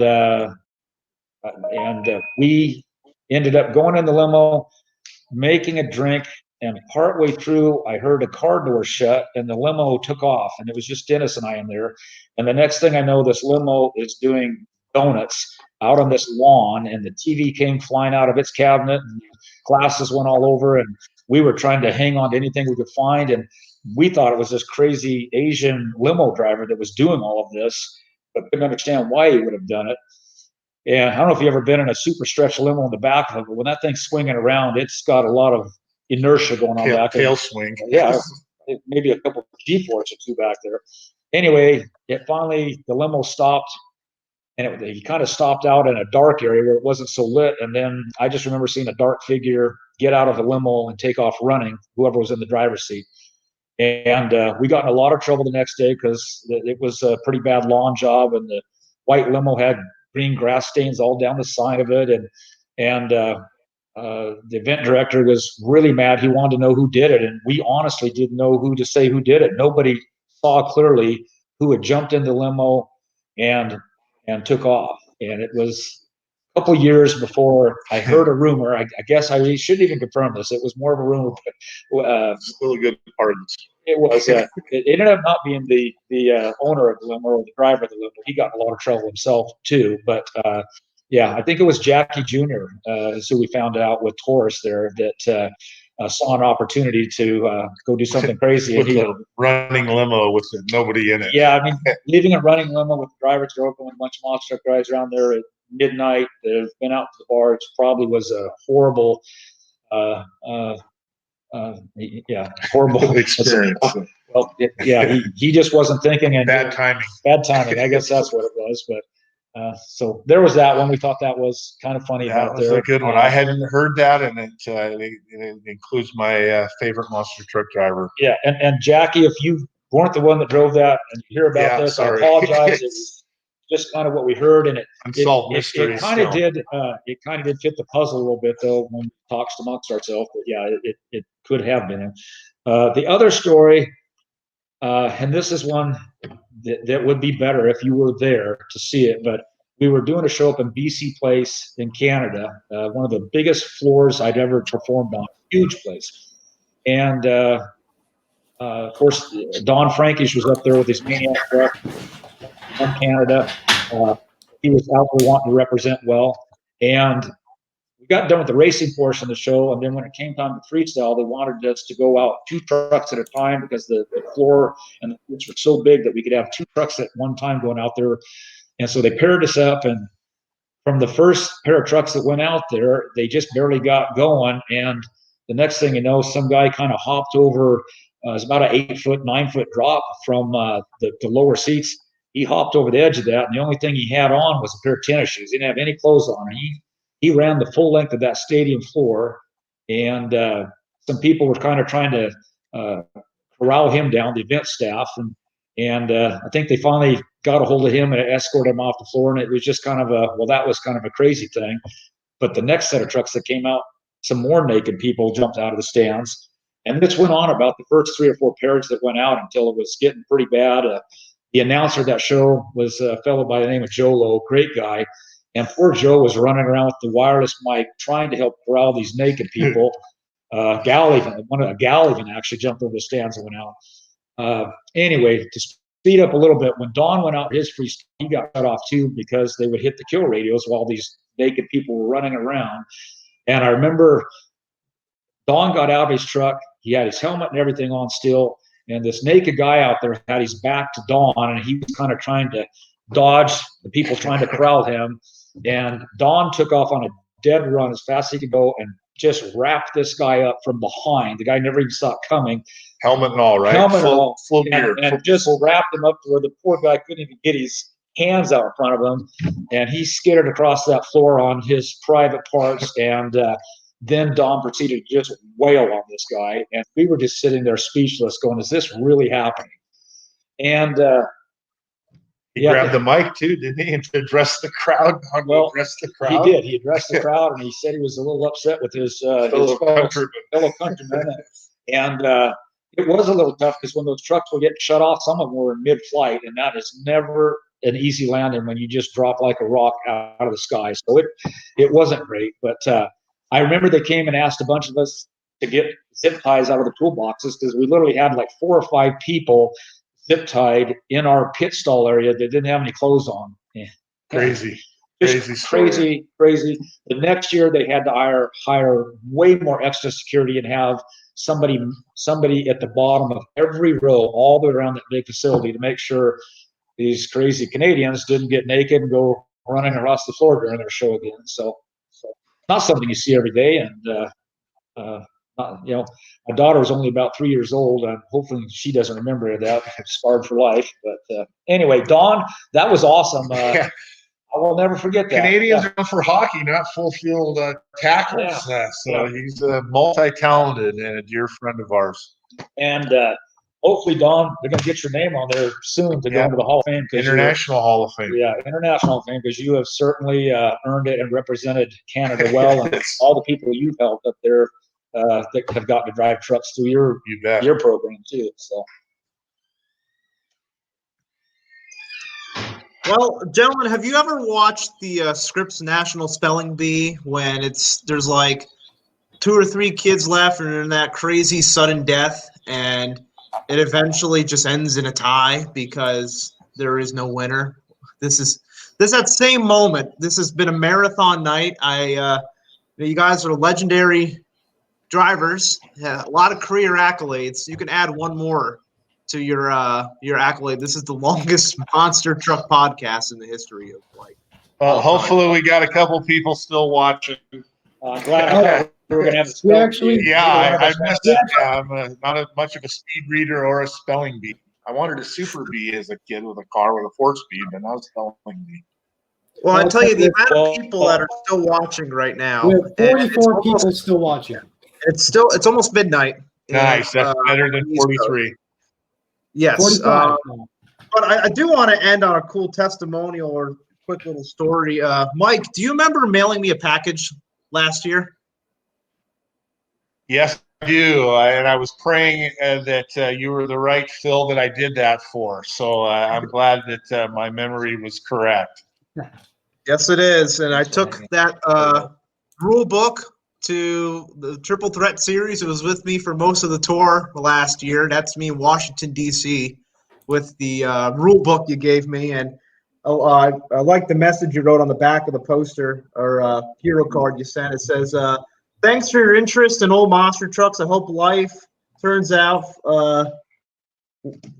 great with all your dreams coming true. Your friend, Mike Welch. And I think that's a great testimonial of not only you, Mike, but also Jeff, the amount of people that you've given back to and the reason why you guys have these stories. And I know that we could probably do this for another 3 hours, which is the incredible part. And I think that just really speaks to the character guys you guys are, that this is you ask, what you want your legacy to be. If there's anything, just tune into this podcast and hear these stories. That's your guys' legacy, if you ask me. Agreed. Well, thanks for having us. Yeah, thank you. This was fun. With this COVID, sometimes monster trucks don't get even brought up anymore in my life, and it was kind of nice to do this. And it was actually, Mike is such a good ambassador for our sport, always has been. He's come to my shop several times. This is the first time we got to come hang out at the house. I even got him on a snow the other day. We went for a little rip down at the beach to the snow, and I don't know. I'm going to try to see if we can get him to maybe come out and not work so much all the time anymore and go have some fun. But it was great having him here, and it was kind of nice to do the buddy thing with this because I don't know, it just made it not so scary. So, yeah, it was great. It was awesome, and we've had our ups and downs as friends over the years. A tough competitor, but when I started producing shows, I could always count on the very best, and you were the stable no matter what weird stunt or weird thing I tried with my trucks. You would always be there to seal the deal with your truck, and you always did the best equipment and money well spent for quality man and a machine. Yeah, well, I actually was funner to hang around Mike when he became an announcer and a promoter than back in the day when we were all had puffy chests and we're trying to do all of our thing. Things were better. Yeah, they were, and we could do so many more hours of this just talking about the things that have happened at Mike's shows and stuff. They're just endless. I guess we kind of wish we could been able to put together a video, a highlight reel, and right now I had just told Mike just about everything I have is on a VHS tape because that's all we got to use back in the day, and a lot of the tapes are getting rotted. Some of them have lost the video and only the audio's left, and so I'm making it a priority next week to sit down and get all this stuff digitized. I've got lots of great stuff with Mike's stuff, my stuff, and try to produce some stuff and maybe get some fresh stuff out on the internet of stuff nobody's seen before with some of our stuff anyway, and going to make that a priority this year to make that happen just because once that stuff's lost, it's going to be not replaceable. Yeah. And so yeah. And from my experience, to anyone that's watching that might have reservations of working with you guys, everything was awesome, very easy and perfect, and you guys did a great job. Appreciate it. I'm not very savvy on this stuff. Jeff's a little better than I am, and his daughter made it all right, but it turned out really good. I'm real pleased. Actually, feel kind of like a sissy. It really wasn't that tough. It's just that mentality of, I still use stamps to mail letters. I won't even do anything over the phone. Probably going to just go to my grave that way, but that's okay. Old school rules. Old school. Long live the old school. Like I said, we've been a long time coming to have you guys on the show here. I know it was worth it, and I really hope this won't be the last time you guys are on. Hopefully sooner rather than later, because I know everybody would enjoy a round two and maybe throw some other people in the mix too. It'd be a lot of fun. And I know the people in the comments. Yeah, maybe we can add some of the get a central location with a few more of us and let them rip, because it brings up more memories and more stories and more stuff, because we've all intertwined somehow, some way, from parts to welding to building to shows, you name it, and we've been doing this a long time, and we've got a lot of friendships and a lot of stories from all of them. It would just make it even with more guys. So right on. Thanks, guys. All right, everybody stay healthy, stay safe, and I hope we do see you again on the podcast. Thanks a bunch, guys. Yes, sir. Right on. Thank you, guys. And I love you all. Thank you, guys. Thank you, Mike and Jeff. What a podcast. That's all. Man, I tell you, if you're looking at the clock and you're still here live, that was a 3-hour show. And people are still here. Yeah, it's 10 o'clock where we're filming. It's 9 o'clock where they were at. I know it's Saturday if you're on the East Coast, so I hope January 2nd started off well. This is great. That's exactly what we love to do here. We like to tell stories, especially have the guests tell the story too. And, we said enough. When we started this podcast, we really wanted to go after Mike Welch right off the bat, and Jeff Bainter was probably the next name we threw out. And it was a long time coming to have both these guys on. And, technology can be daunting, but if Mike's living proof and Jeff's living proof, we love to hear your story. Don't matter who, what, when, or why. That's what we do here. We tell the stories of the past, present, and future of monster trucks on the West Coast. And we're not slowing down as we enter the new year here. I got to say, the wait was worth it for Mike and Jeff.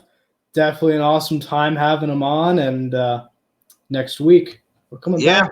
But while you're waiting until next week, don't forget all of our past episodes are in those archives. I think a majority of our past guests popped in here at some point, or they were mentioned on tonight's broadcast. So a lot of the old schoolers and a lot of the new schoolers that gave props to, like Dallas and Preston, we've done episodes with them. They're in the archives. Go on our Facebook page, check out the video tab, live podcast episodes. That's all of our past podcasts in video form. If you want to get the audio only, so if you're on the road or you're at the gym, you want to hear the podcast, wherever you can find podcasts, Apple Podcasts, Spotify, Google Podcasts, Pandora, iHeartRadio, Stitcher, radio.com, wherever you can find sound. This is the largest distribution for any Monster Truck podcast on audio. Where's the script, Phil? Where are you reading this from? I'm just trying to remember them all, baby. It's all the episodes are in there as well. So wherever you're traveling, you can check them out or audio only. And hey, like Vincent said, we'll be back here next week for another episode. I don't know if it'll go 3 hours, but for however long it will be, we never planned on going this long, but I do have to say, if we were to go this long, this was the one. Yeah, you never know, and you never know who's going to come up on here next. We go all over the place, and we can't wait to tell more stories here on the Monster Truck Outlaws of the West podcast. Hope you guys have a great start to the new year, and I hope this is going to be another great year, as if the many's before and for the past. This will be a good one. What do you say, Vincent? Happy 2021, not happy 21. Happy 2021, and we'll see you next week. That's all I got.